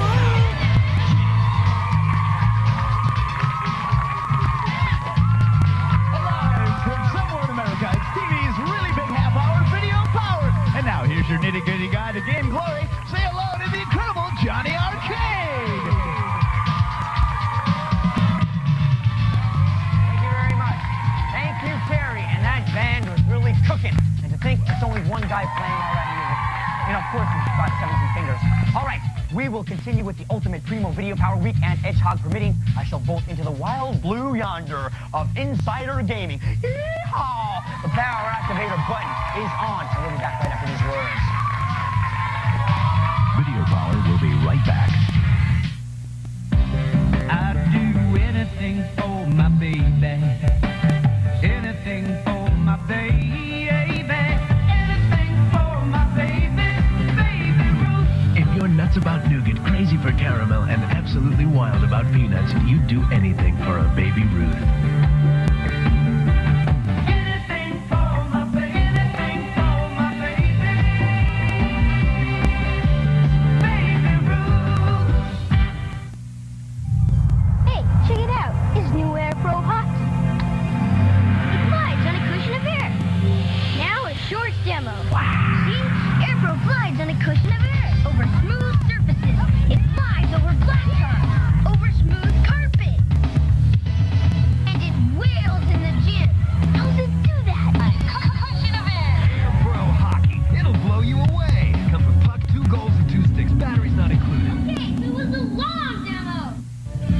Attention homeowners. Coming your way now. Special savings on Sears durable chain link fencing. Help make your yard safe and secure while you enjoy Sears special savings of 50% on selected chain link fence fabric with the installation of an exclusive Sears Armadillo 10 fence system. Call this number now for your free in-home estimate. Save 50% on selected lines of chain link fence fabric.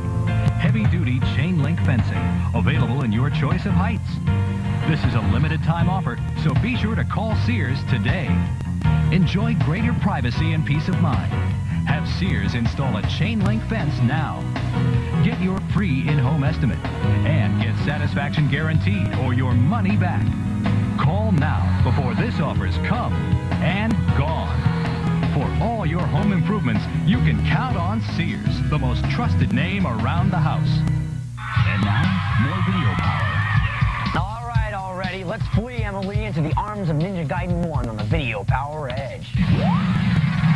Today I'll be camping in the rarefied atmosphere of level 5-4 of Ninja Gaiden 1. Yes, we're going to go tooth and nail against the dreaded boss known as Bloody Malth.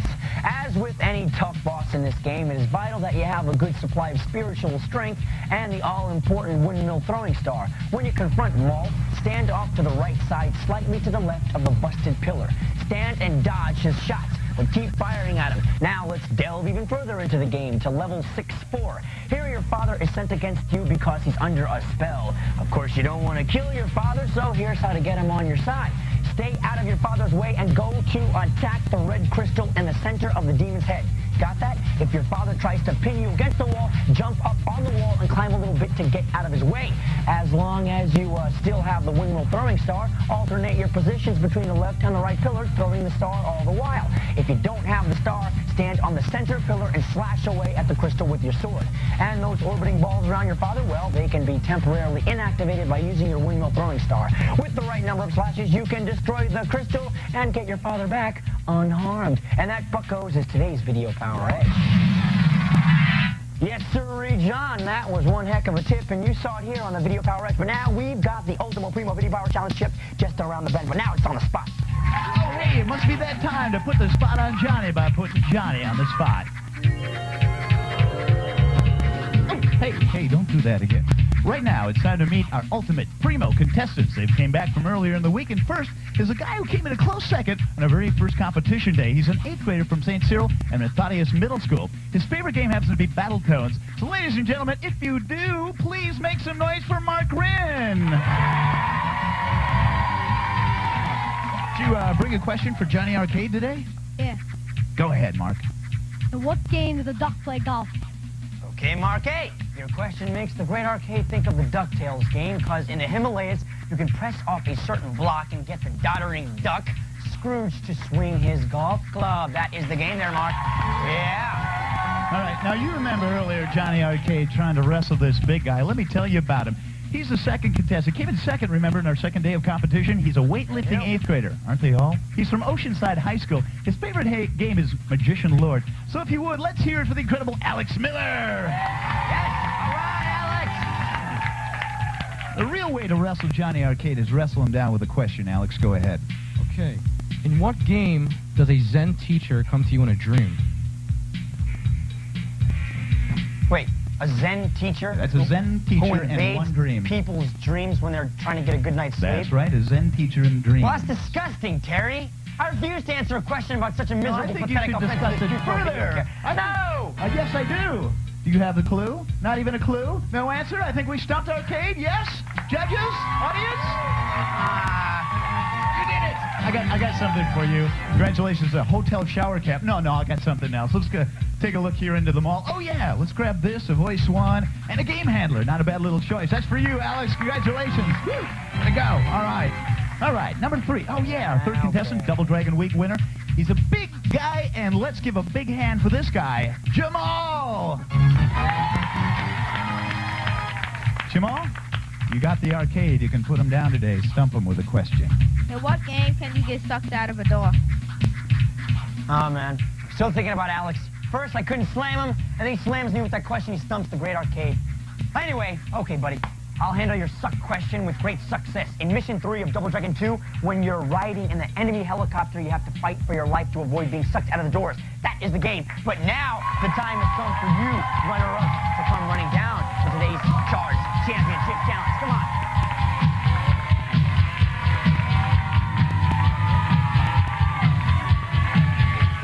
Stumped me. Okay, if you believe in second chances for second stringers, you'll get a second helping when we come back in a second. So come back with us. Ow. Video Power will be right back.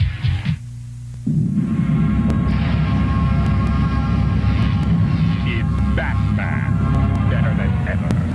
Penguin is frozen in Gotham City. Arctic Batman emerges in his new polar armor suit. Fire, Ice Blaster. Batman is in hot pursuit. Too late. Without warning comes Batman's fearsome Skydrop airship. Justice will prevail. Back to your cage, Penguin. Batman, better than ever.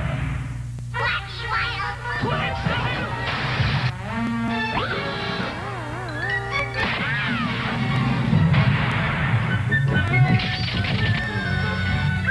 soft drink. And now for Kool-Aid soft drink, it's Great Blue Dee-Dee. Behold my many feats of magic as I change my new Kool-Aid flavor from green to blue. Ooh. You can too. Incredible. Magical taste. Great Blue Dee-Dee Kool-Aid. Kablooey. Where'd you come from, Rook? The Babe is a crowd pleaser, says Entertainment Weekly, and NBC TV calls it terrific fun. Pass them out to all the fellas, will you, Mac? John Goodman gives the performance of his career. The Babe, rated PG, now playing. Also from Universal. Beethoven is hysterical. A great movie. Better than Home Alone. Gene Siskel says it's a winning comedy. And a lot of fun. Beethoven. Rated PG. Now playing in theaters everywhere.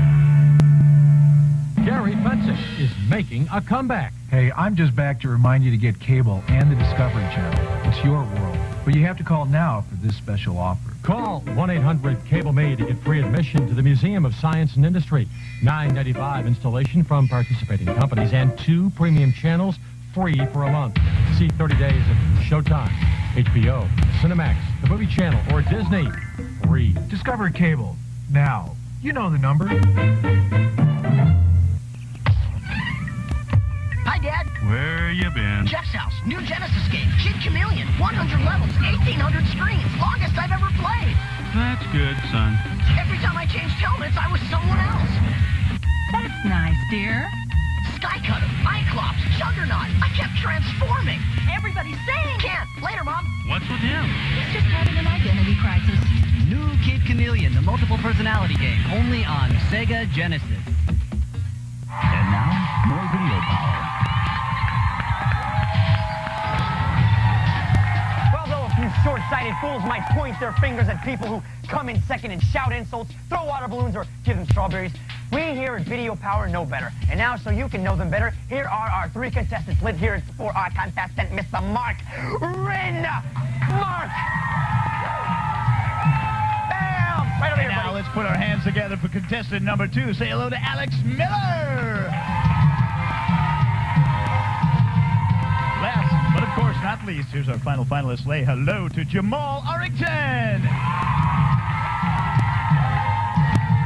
Take it away, Mr. Arcade. Thank you, Terry. Well, we're well aware that throughout the history of competition, there have been a few phenomenal fighters who finished second only to stage a stunning comeback and take all the marbles. But in this case, the marbles are a trophy, a trip, and 10 grand for education, a mammoth stash of college cash. We saw the spark of greatness in each of these 3 second placers, and hey, we're gonna give them a chance, a second chance at getting the goods. Earlier this week, their luck ran out.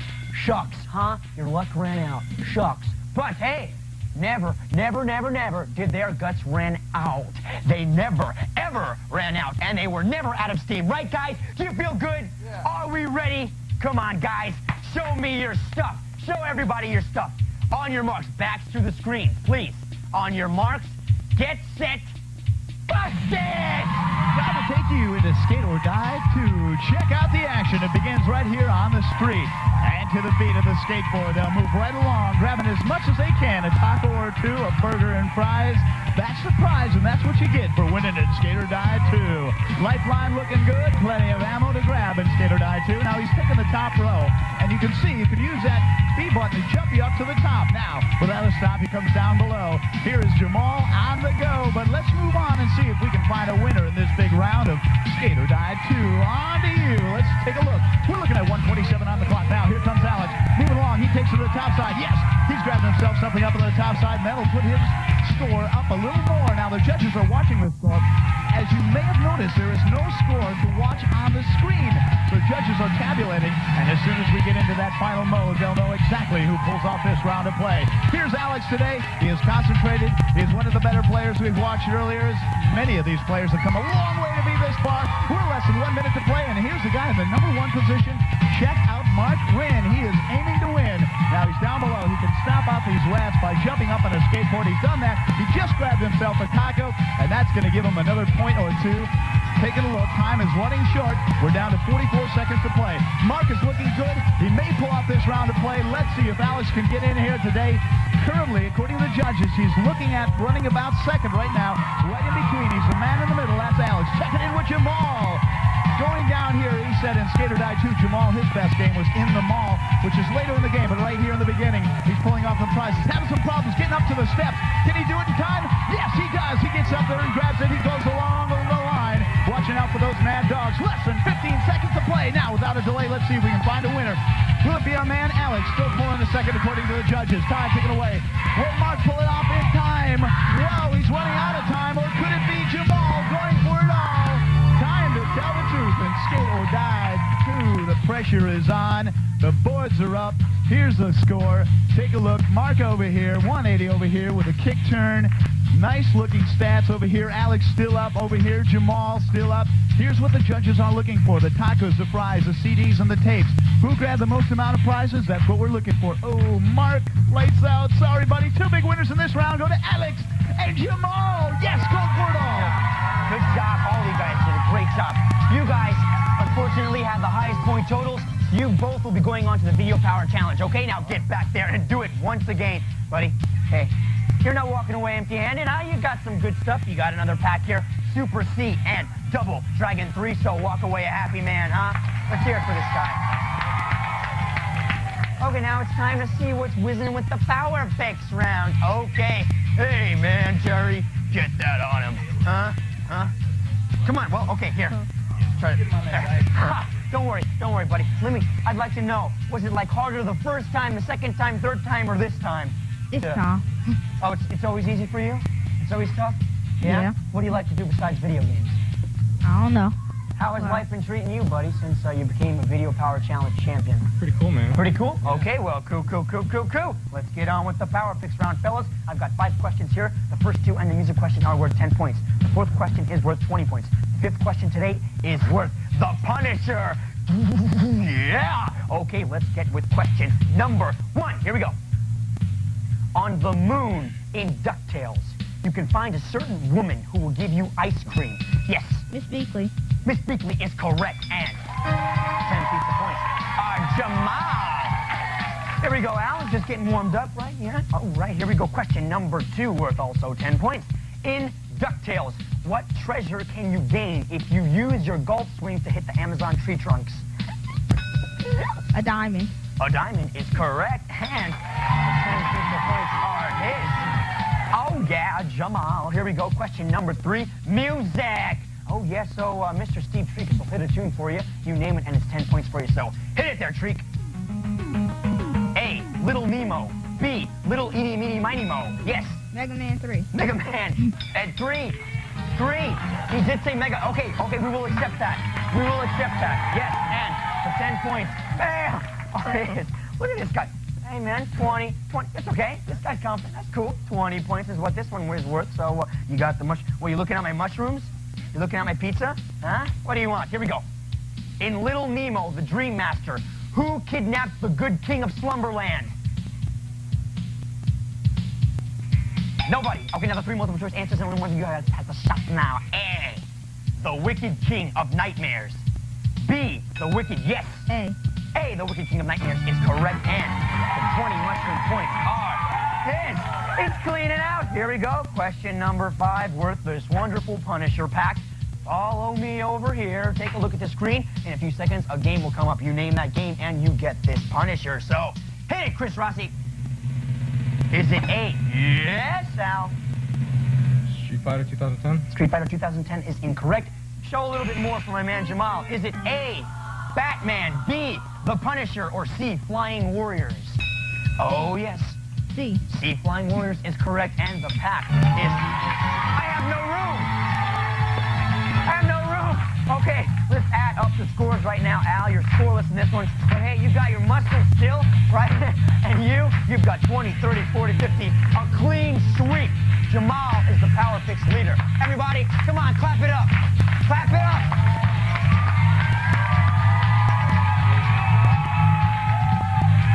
Well, we'll be right back with the final power play, which will decide the final contestants for tomorrow's $10,000 educational fun quest. And you'll kick yourself 10,000 times if you miss it, so please, why don't you come back, huh? Video Power will be right back. Get ready for the hottest new cars in the world. Sizzling new for 92. Donruss, a radical redesign with action so big, facts so bold, rookie and elite cars so great, they're almost too hot to handle. The sizzling new 92 Donruss cars. They're turning the collecting world upside down. Catch. Thanks a lot, Mike. No one packs excitement like Donruss.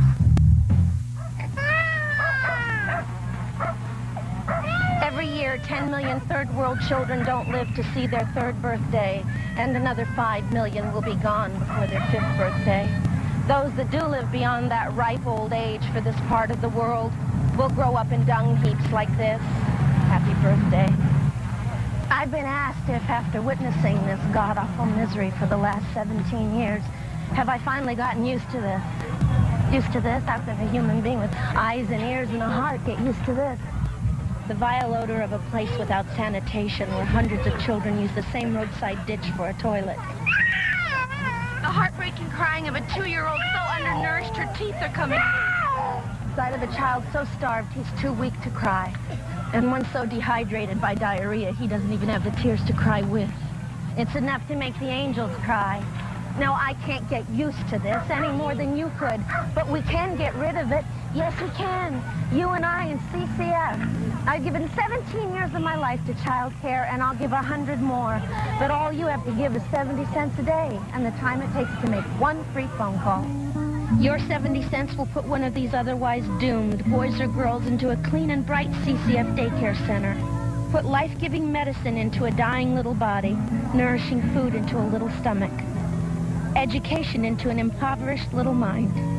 And if you call CCF right now, you'll get something that's good for your heart. A thank you letter right from the heart of the child your 70 cents is taking care of. A letter that says something like, "Dear friend, I was very sick and could not get out of my bed, but now I am back in school again, so there will be many more letters to you." Can you think of a better reason to call CCF right now than the chance to give some child the best birthday gift of all? A life of many, many more birthdays. Right, Helen? And now, more video power. You know, guys, we've gone through weeks and weeks of shows, hundreds of questions, dozens of power plays, and now we are left with just one question. Do you think my feet smell? Do you think? No. Okay, well, no, another question. The other question is, which one of these two gamers will join our 3 winners in the big $10,000 scholarship award game tomorrow? Will it be him? Will it be him? I don't know. Well, you guys have 1 minute and 1 second on Ninja Gaiden 3. That's what I call a good deal, wouldn't you? So shuffle over to your power modules, champs. Okay, get into them. Backs to the screens. On your marks. Get set. Let the games begin. Go! It's the final power play. Now, who will pull it off today? Will it be Jamal? Remember, we're taking you into Ninja Gaiden. Now, Earlier in the round of play, Alex took the first round. That means Jamal has got to go for a win in this pressure points. Right now, the score up here is looking at a good 1,900 now, building up to 2,100 now, jumping up to 3,100 and more. Taking to the top. Yes, he is busting along in this brand new game. Look at this guy go. He's pulling up a score of 5,700 now, 5,900 now, more. The score compared to Alex looking at 8,600 now. Let's check in with the score of Alex. He's looking at 88 now, 8,900. A slight lead, but look at Jamal. Gotta work. He's up to 8,500 now, 87 for Jamal. Over here, look out for Alex up to 9,200. He's busted his way through. Going to the top level, busting these balloons, working his way along. He'll never make it to the first boss in this round of play, but look at how he gets there in this incredible less than now 10 seconds of play. He's up to 112,300 now, 12,000 building up to more, even 13,000. Over here, Jamal is looking at 10,300, 10,000 now, 10,700 building to more. Can he pull off an eighth time? Wow, a score of 10,007. Excellent score for Jamal, but look out for Alex pulling off a big score, 14,010. You know, Alex won the earlier round of play. That means it could be a big victory. Judges call it. Yes, Jamal lights out. Sorry, the big winner in this round, Alex. Alex, yes, you get the 50 points. Okay, during commercials, we calculated that just in case if Al did get the 50 points, he would be the winner because in the first round today, he did the best. So this man, say hello to the champion, the champion, the champion, Al. Yeah. Hey, Jamal, you did a great job. You got all this stuff. They took your game. I'll give it back to you. Don't worry. Terry, it is announcing time, so do it, buddy. I got to tell you, we are full of prizes. Some of those departing guests earlier will receive a whole pack full of prizes. Games like Super C and Double Dragon. You know, among other mall prizes, today's winner will automatically take away a new BCA bike as well as some more wheels, the Bauer inline skates. An excellent prize for these big winners today. And now for you, a couple of promotional considerations. Anytime is right for Hershey's syrup or chocolate milk mix and milk. When you're ready to enjoy great tasting chocolate or strawberry milk, say Hershey's, please. It's Sega Genesis, leading the 16-bit revolution. Sega Genesis. Ride through Crazyland, a wild amusement park right in your NES. Join Dewey on his trip to Crazyland Safari Carnival's roller coasters to rescue his girlfriend from evil kidnappers. That's Crazyland. Ooh, crazy man, come on over here. Johnny Arcade, you got two big winners.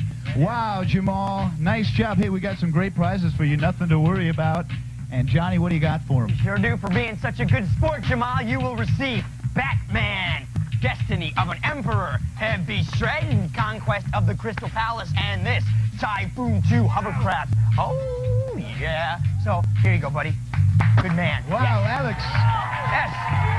Man, you know, you were down earlier in the week. You got beat out by a tough opponent. Now you earned your way back into the finals for tomorrow. Any special strategy you'll be using overnight? Try my best, practice up. And have fun. That's what it's all about. And we've got something for fun. It's the run. A run through a mall. Now listen, I got a secret prize for you right back here. If you find it, it's Mike Ditka's Power Football. He designed a lot of this game himself. If he takes home Mike Ditka's Power Football, if you find it, what do we got for him today? Check it out. Johnny Arcade, we got the entire TurboGrafx 16. Not a bad little prize. You ready to take the run of your life? Yes, sir. And the games begin at 5, 4, 3, 2, 1. He begins as he tears through the mall, going for it all, using his head right away. Not a bad little display. Checking it out now. He's got a pack on either side. He'll go for a pack in the back. But look at this guy grab those prizes. He's been through the mall several times, so he knows the route. And here he goes, right down the prize aisle here. Attention, mall shoppers. Everything absolutely free today. In the mall, he goes for it all now. He shoots the hole. Shoots the works. He's very close to the secret prize. I'll give you a little clue. It's on the door. Can he go for more? His hands are absolutely full. Yes, he has it, Mike Ditka. He has got the secret prize indeed. Unbelievable. He's going to the top. Plenty of time to shout. This could be a new record. This could be a new record. Going for all the prizes in store. Come on down for more. Head first. Oh, don't go anywhere, man. Stay right here. Check out his prizes. Ladies and gentlemen, this could be a record take. Check out Fast Break. Yes. Here we go for Bad News Baseball. Here's an excellent tennis game. A Shido. Here's a game called Boxing. Yeah. Hey, Batman. Oh, unbelievable. The Immortal. Blicky. Here's another game, Days of Thunder. Another Batman for his friend, for the Game Boy, Blobette. A G-Lock for Sega. Here's Mike Ditka. He's got the secret prize. That brings on a huge system for him to play. Artista's Ring. This guy could be a new record. Check it out. He gets the secret prize here. Here's another Game Boy Rescue the Blobette. Alex, you are a serious winner. You've got yourself the Power Inline Skates, but there's more. He's got the bike, so bring it on. Here comes Dad. This is an unbelievable take. Look at the prizes he's got. An entire TurboGrafx system, a big winner, a dad who's a big winner. It's a family affair, and we hope you enjoyed another big winner on this big half hour of Video Power. Hey, buds, if you want me to do some tips from your favorite video games or just want to appear on the show, write to me in 5 words or more and tell me why you think you should be a contestant on the greatest video game show in the universe, Video Power. Just write to Video Power, PO Box 896, Madison Square Station, New York, 10159. Video Power is not affiliated with the manufacturers of any video game system or product. It does not recommend or promote any particular video game, system, or product.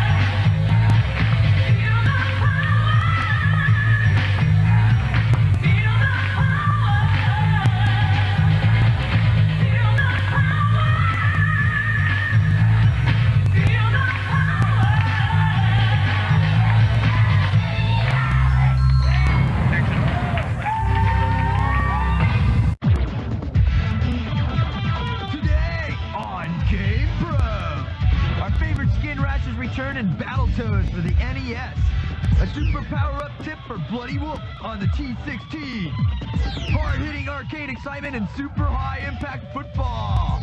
And learn to fly and pilot wings for the SNES. All this and more on Game Pro. Oh yeah.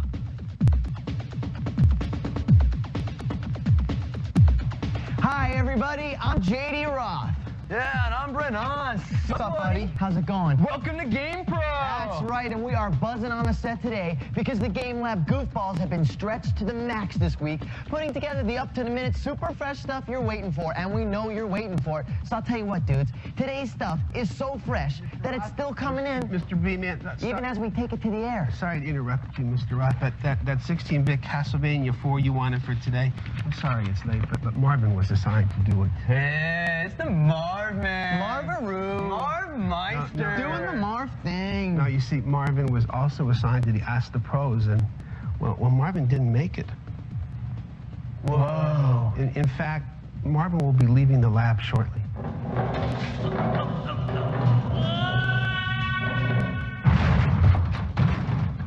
Wow. I can't believe we lost another one, dude. But, hey, thanks for bringing me the 16-bit stuff. You're welcome. But Mr. Roth, what if they asked me to do it and ask the pros? I have a wife. I have 2 children, Mr. Roth. Mr. Beeman, what if they asked me to do a cutting edge? I don't know what I'd do then. I can't do this. Well, I guess we fried another Game Lab garbanzo beans. And from the look of old George there, yeah, he could be next. Weird. Yeah, that dude is weird. Major weird. You know, I think he's after my job, too, that spud. That's okay, though. The Game Maniacs back in the Game Lab may be a little bit weird, but I'd say they came through with the goods today, I must admit. So, you know, the goods are coming from Game Pro magazine. It's the right stuff at the right time, and we're Studley, so if you're ready to kick off, let's kick it to SWAT. I'm off. Secret weapons and tactics. Woo! Here I slam right in the middle of my favorite NES game card, Battletoads, with a tip that'll nail down a ton of one-ups. Head for level 2. Now, kick a bird and grab its beak for a weapon. Use the weapon to whack another bird over the head. But don't just hit him once. I'm talking major whacking. Keep whacking the same bird over and over again, because the more times you hit the same bird, the more bonus points you're gonna get. And after a while, you'll get a one-up. Good luck. Once again, you gotta keep whacking the same bird over and over again to get more bonus points and tons of one-ups. All right.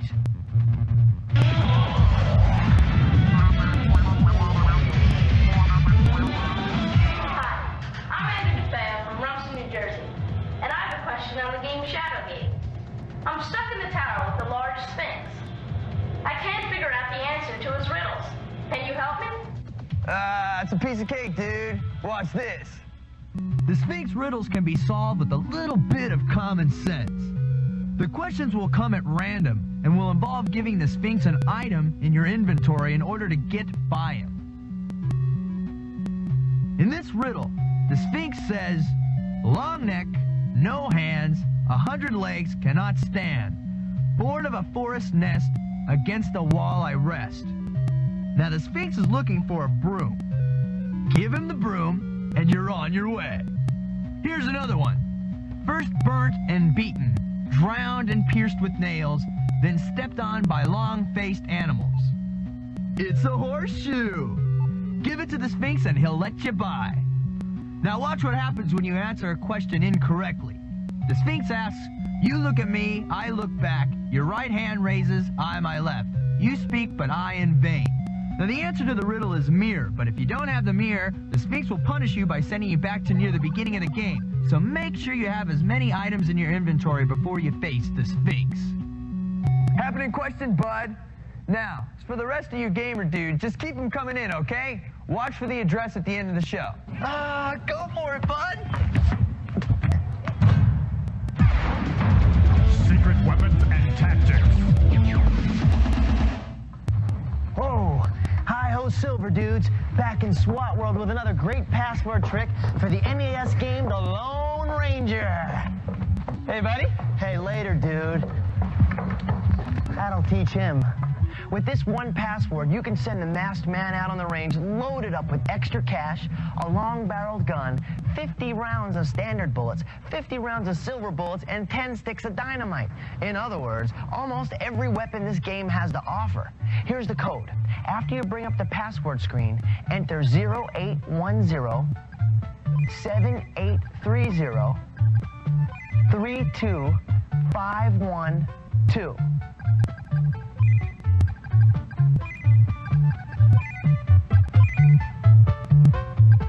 Be sure to leave the last 3 digits of the password blank.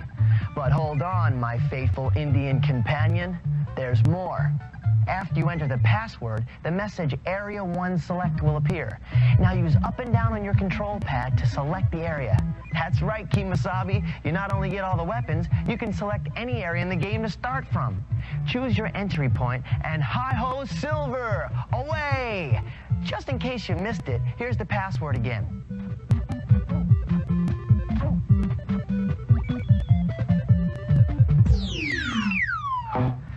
Nice haircut, man.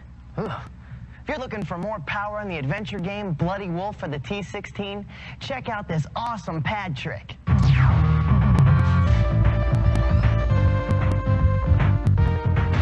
up the title screen on the game and press up, down, right, button 1, button 1, button 2, and then select on the control pad. Now remember, it's gotta happen in that order. If you hit it right, a large number 2 will appear on the title screen, and you've just souped up your character's speed big time. Now, keep going by pressing down, up, left, button 2, button 2, button 1, and then select. Hit run and begin the game, and you're ready to fly.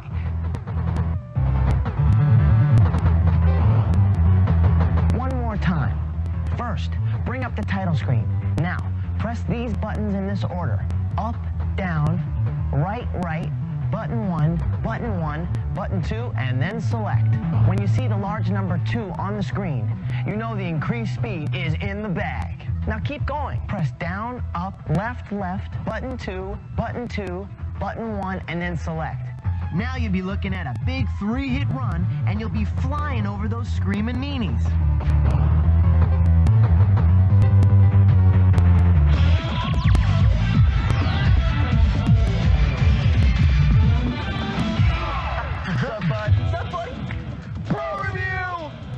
It's time to check in with the pros back in the game lab over here and get the word on what's hot, what's not, and new in-game cards. You got it, my man. This week we are looking at a few new adventures for your NES and TurboGrafx 16. Now, you remember how this thing works, right? The Magic 4. We rate the games in 4 categories: graphics, sound, difficulty of the challenge, and the overall fun factor. Factor indeed. First from the Game Lab Goonies this week is Shatterhand for the NES. And it is nothing less than metallic mayhem in this story of law and order in the year 2030.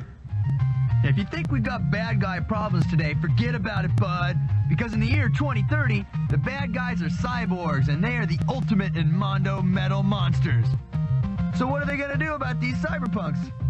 Well, somebody's gotta take the dirty job, and that someone is Lawman Steve Herman of the Law and Order Regulatory Division, also known as Lord. Lawman Steve prepares for this most heinous of assignments by trading in his own flesh and blood mitts for a pair of metal-crushing cybernetic hands. His new code name, Shatterhand. The action takes place over 7 levels of metal-crunching madnesses. Shatterhand gives a nasty new meaning to the idea of getting punched in the face. That's not all, so check it out, bud. The Shattermeister can also create his own pet robots by putting 3 alpha or beta letters together. And let me tell you, these robots are truly man's best friend because they put out some weapon power that is not to be believed.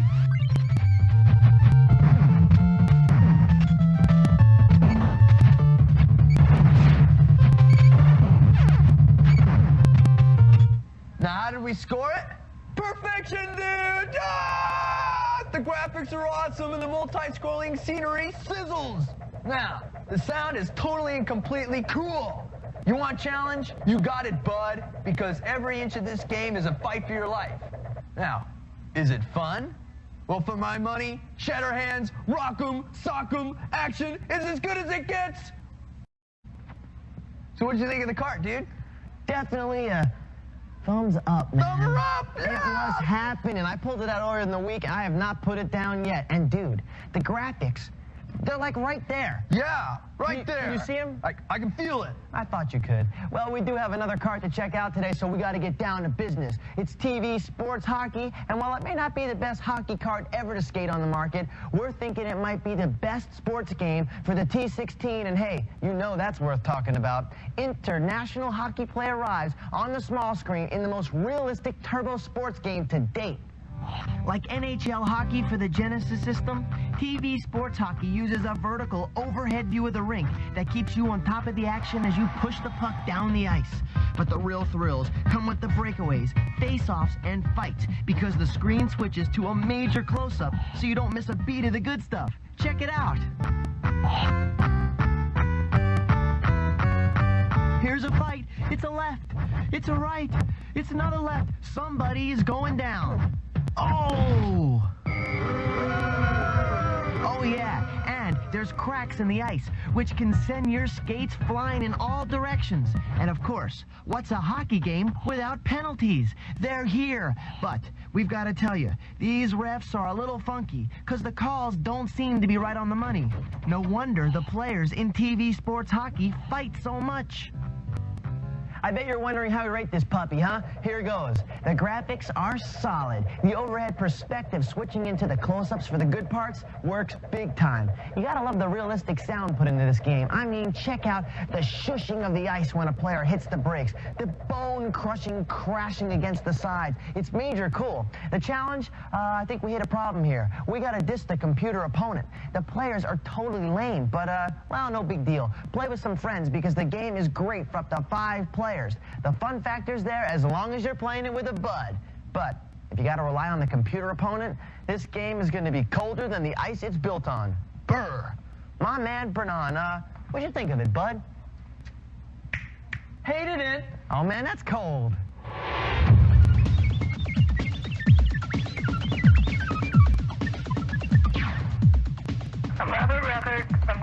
Germantown, Maryland, and I beat Fantasy Star 2. Hi, my name is David Recker. I live in Germantown, Maryland. I beat Strider on the Sega Genesis system. This is Greg Recker from Germantown, Maryland. I completed the quest with Sword of Vermilion from the Sega Genesis system. Yeah, all right! Good score, dudes! GamePro Magazine freebies for one and all! Hey, nice view from up here. It's password time in SWAT World, starting out with a couple of free boarding passes to the final 3 levels of the SNES flight simulator, Pilot Wings. Now, I don't know about you junior airmen out there, but I am totally addicted to this new SNES flying thing, and when you get to the later levels of flights, it is awesome. So check it out, because these numbers will put you in the pilot seat with the big boys. To get right to level 6, enter 400718, and you're free falling.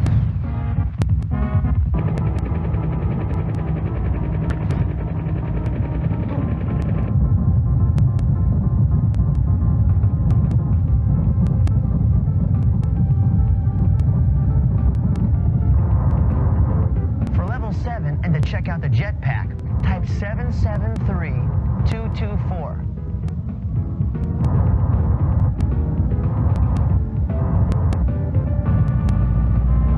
Finally, for level 8, and to pilot this cool biplane, type in 165411.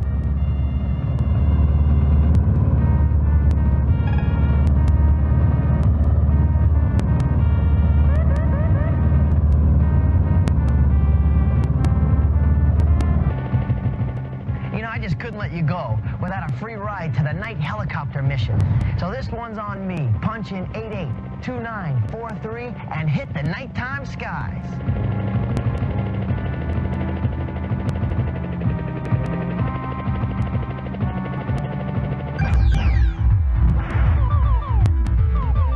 Well, since we're doing passwords, here's one that will take you directly to the final round in Herzog's Eye for the Genesis game system. Bring up the password screen and type JLJOIGLAOKN. Get through this round, and this game card is history. Here's that password one more time. JLJOIGLAOKN. Good luck.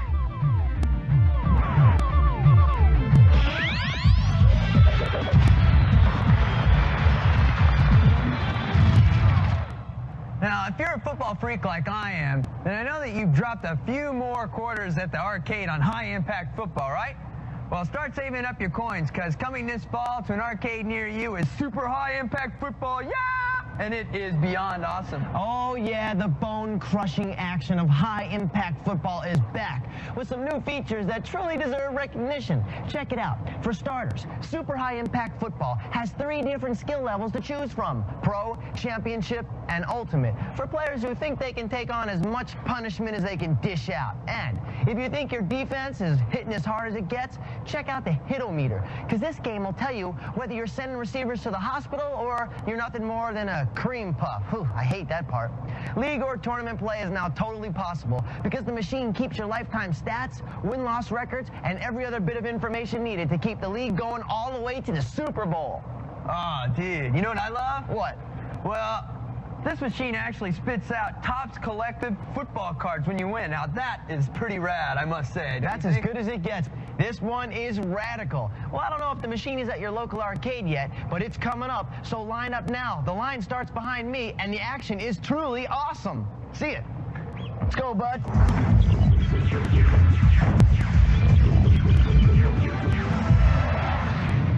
First, there was Castlevania. Then, Castlevania 2, Simon's Quest. And then, Castlevania 3, Dracula's Curse for the NES. Then they hit you with Castlevania 1 and 2 for the Game Boy. You remember that. And now, the Drac is back, and the blood has never run so red as on this one. The greatest Castlevania of them all, Castlevania 4 for the Super Nintendo Entertainment System. All right, check this out. Here's the story. In the small and peaceful country of Transylvania, legend has it that every 100 years, the forces of good become mysteriously weak. Now, when this happens, the power of Dracula revives, and with every time he returns, he's more powerful than before. Now, this keeps making it tougher and tougher on the Belmont family, who take on the chore of whipping the Drac Man back into his coffin. Well, listen up, because it's Easter night, and while the people of Transylvania are having like this big, huge party, the evil ones are holding a black mass, pouring blood on Dracula's bones. Ugh, the Drac is back. Yo, man, I'm starting to scare myself here. All right, let's get back to the story. All that stands between Dracula and a good swig of blood is Simon Belmont and his magical whip. And I don't know about you, but I've been really heavily into this game ever since it first appeared. And dudes, it has never been better than in the new SNES version. The graphics are unbelievable. I mean, you gotta check out the 3D rotating backgrounds. It is awesome. If I hadn't seen it for myself, I would not have believed that this is such a great home cart. Totally, totally awesome. These Konami dudes have taken 16-bit to the max with characters and backgrounds that look like they're really living, breathing Mondo monsters. Ooh, the sound, it's not just the game soundtrack, it is a full-on album. Each level has its own theme music, and it's good enough to have been cut by my man MC Hammer. I'm saying plug this game into your stereos, dude, because it will blow you out of the room. Now, it's a good thing that this card is fun, and you can just look at it and listen to it, because once you get hooked, you'll be playing all the time. In fact, you'll be lucky to get Dracula while you're still young enough to enjoy it. If you make it to the end of this one, we'll make you a member of the Pro Challenge Board Hall of Fame. For real. Castlevania 4 for the SNES means fun, and guys, it just doesn't get any better than this one. More tips! Next! Mega Man on the NES. There's a great way to register several hits on an enemy with just one shot. When you encounter a big enemy like the Rockman in Dr. Wily's stage, you can fire any one of your weapons. The Electman beam works best. Just as the weapon's about to hit the enemy, you push the select button rapidly so it pauses and unpauses the game. Doing this will kill the enemy with 2 to 3 shots instead of several. Very radical tip, dude. We got a free Game Pro t-shirt heading your way.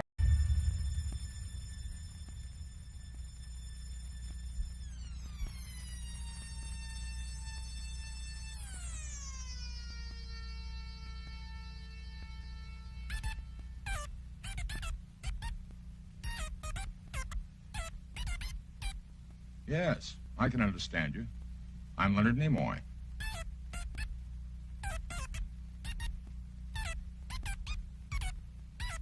Interesting.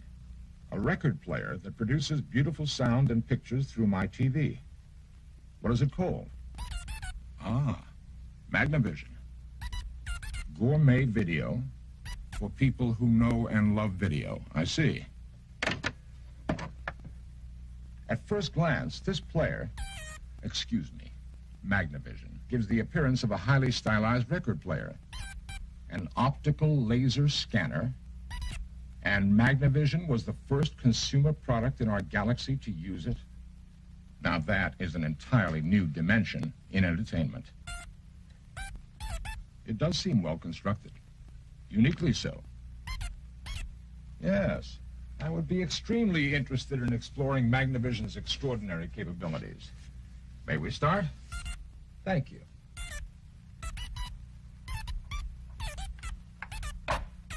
"54,000 frames such as this one on each side of a disc, and I can actually view each frame individually? Incredible. Are discs such as this one available right now? Really? A complete library of programming? Like the art of swimming, hitting a golf ball, or learning to play better tennis? Now that is an incredible instrument for study and entertainment. Fascinating. Now let me see if I understand you. What you're saying is that each disc carries 2 separate audio tracks, and each one can have totally different messages on them. The rest is obvious. With the proper disc, I could actually learn a foreign language. I could watch it in English with Channel 1, go back and hear the actors speaking the same line in another language on Channel 2. What a marvelous learning tool. And by using the 2 channels of sound with this NFL How to Watch Pro Football disc, well, home entertainment has never seen the likes of this before.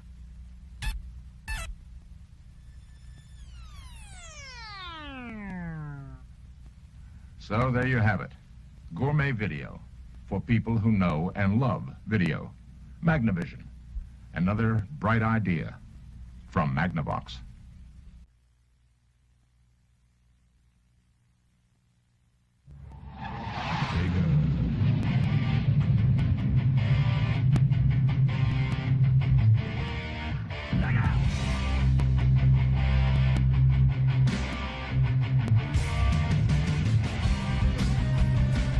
Hey, how do you do? I'm Lou Laws, and I've been waiting for you. Listen, I want to show you my new living room. It is so cool. You're going to really dig it. Come on, let's check it out. This is it. Welcome to the next living room. This what's happening, buddy. Check it out. Hey, it's cool, it's hot, it's today, but it's unplugged. For fast video action, I plug into Sega. Sega! Sega! Sega! Sega! Sega! Sega!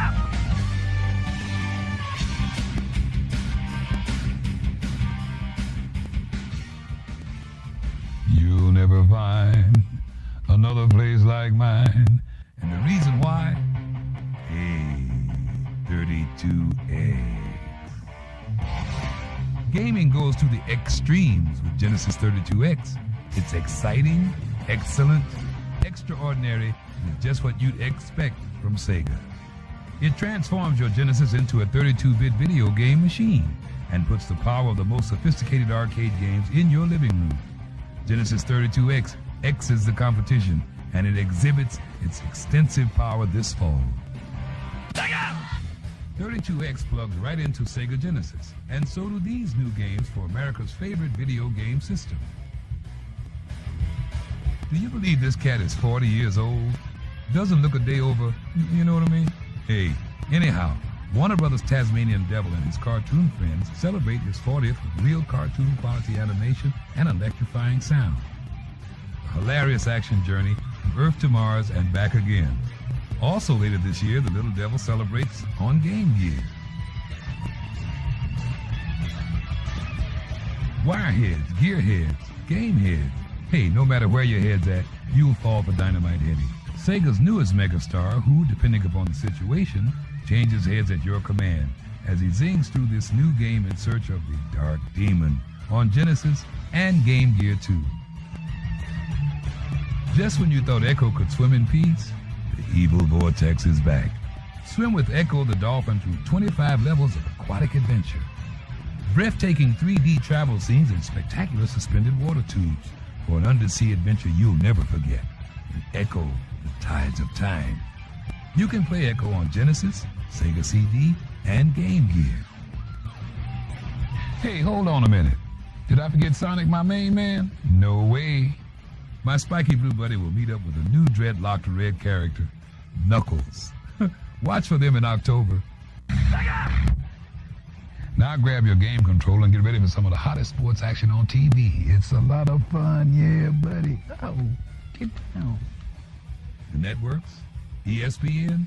Not.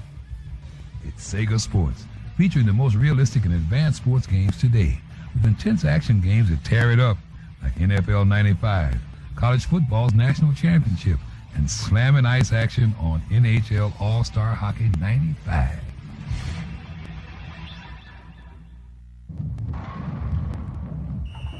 We at Sega Sports are pretty happy about the response to our new sports packs.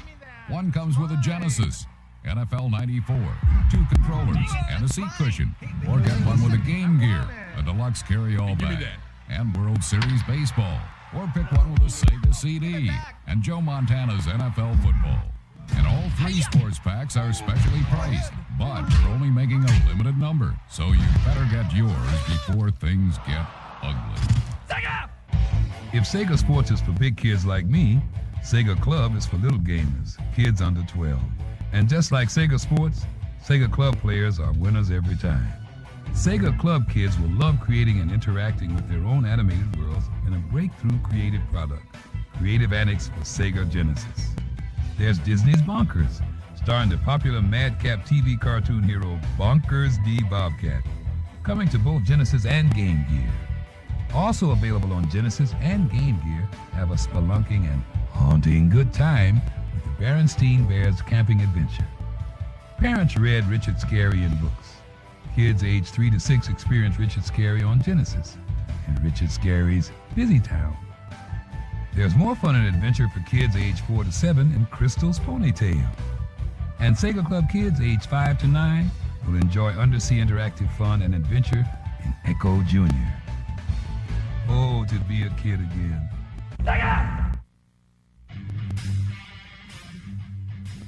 Hey, you know a guy can't spend his whole life in his living room? But that's why we have Sega Game Gear. This fall, Game Gear goes supersonic with 2 happening hits from the hip hedgehog. First, Sonic Spinball comes to Game Gear. It's pinball with an attitude, as Sonic battles the evil Dr. Robotnik and his, are you ready for this? Volcano Veg-O-Matic. 6 zones, 5 subzones, an amazing 3D stage, an all-new jet board, and 3 clever diabolical villains, including Knuckles and Knack the Weasel. Add up to Triple Trouble, the newest Sonic adventure for Game Gear. And watch for these other great hits on Game Gear.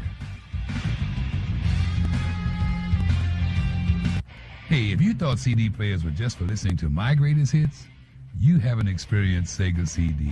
The sights and sounds are amazing. Feel the heat in Fahrenheit, the first video game ever starring everyday heroes, the firefighters. Live-action true video graphics intensify the action in Midnight Raiders. From Sega Sports for Sega CD, there's eerily realistic NFL football, exciting World Championship soccer, and hair-raising racing excitement in Formula One World Championship Beyond the Limits. Hey, did I mention you can play Lou Rawls CDs on your CDX? Yay!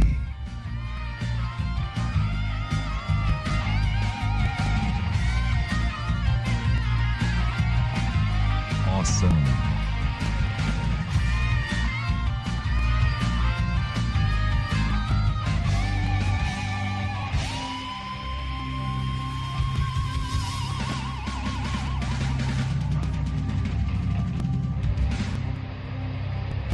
Sega.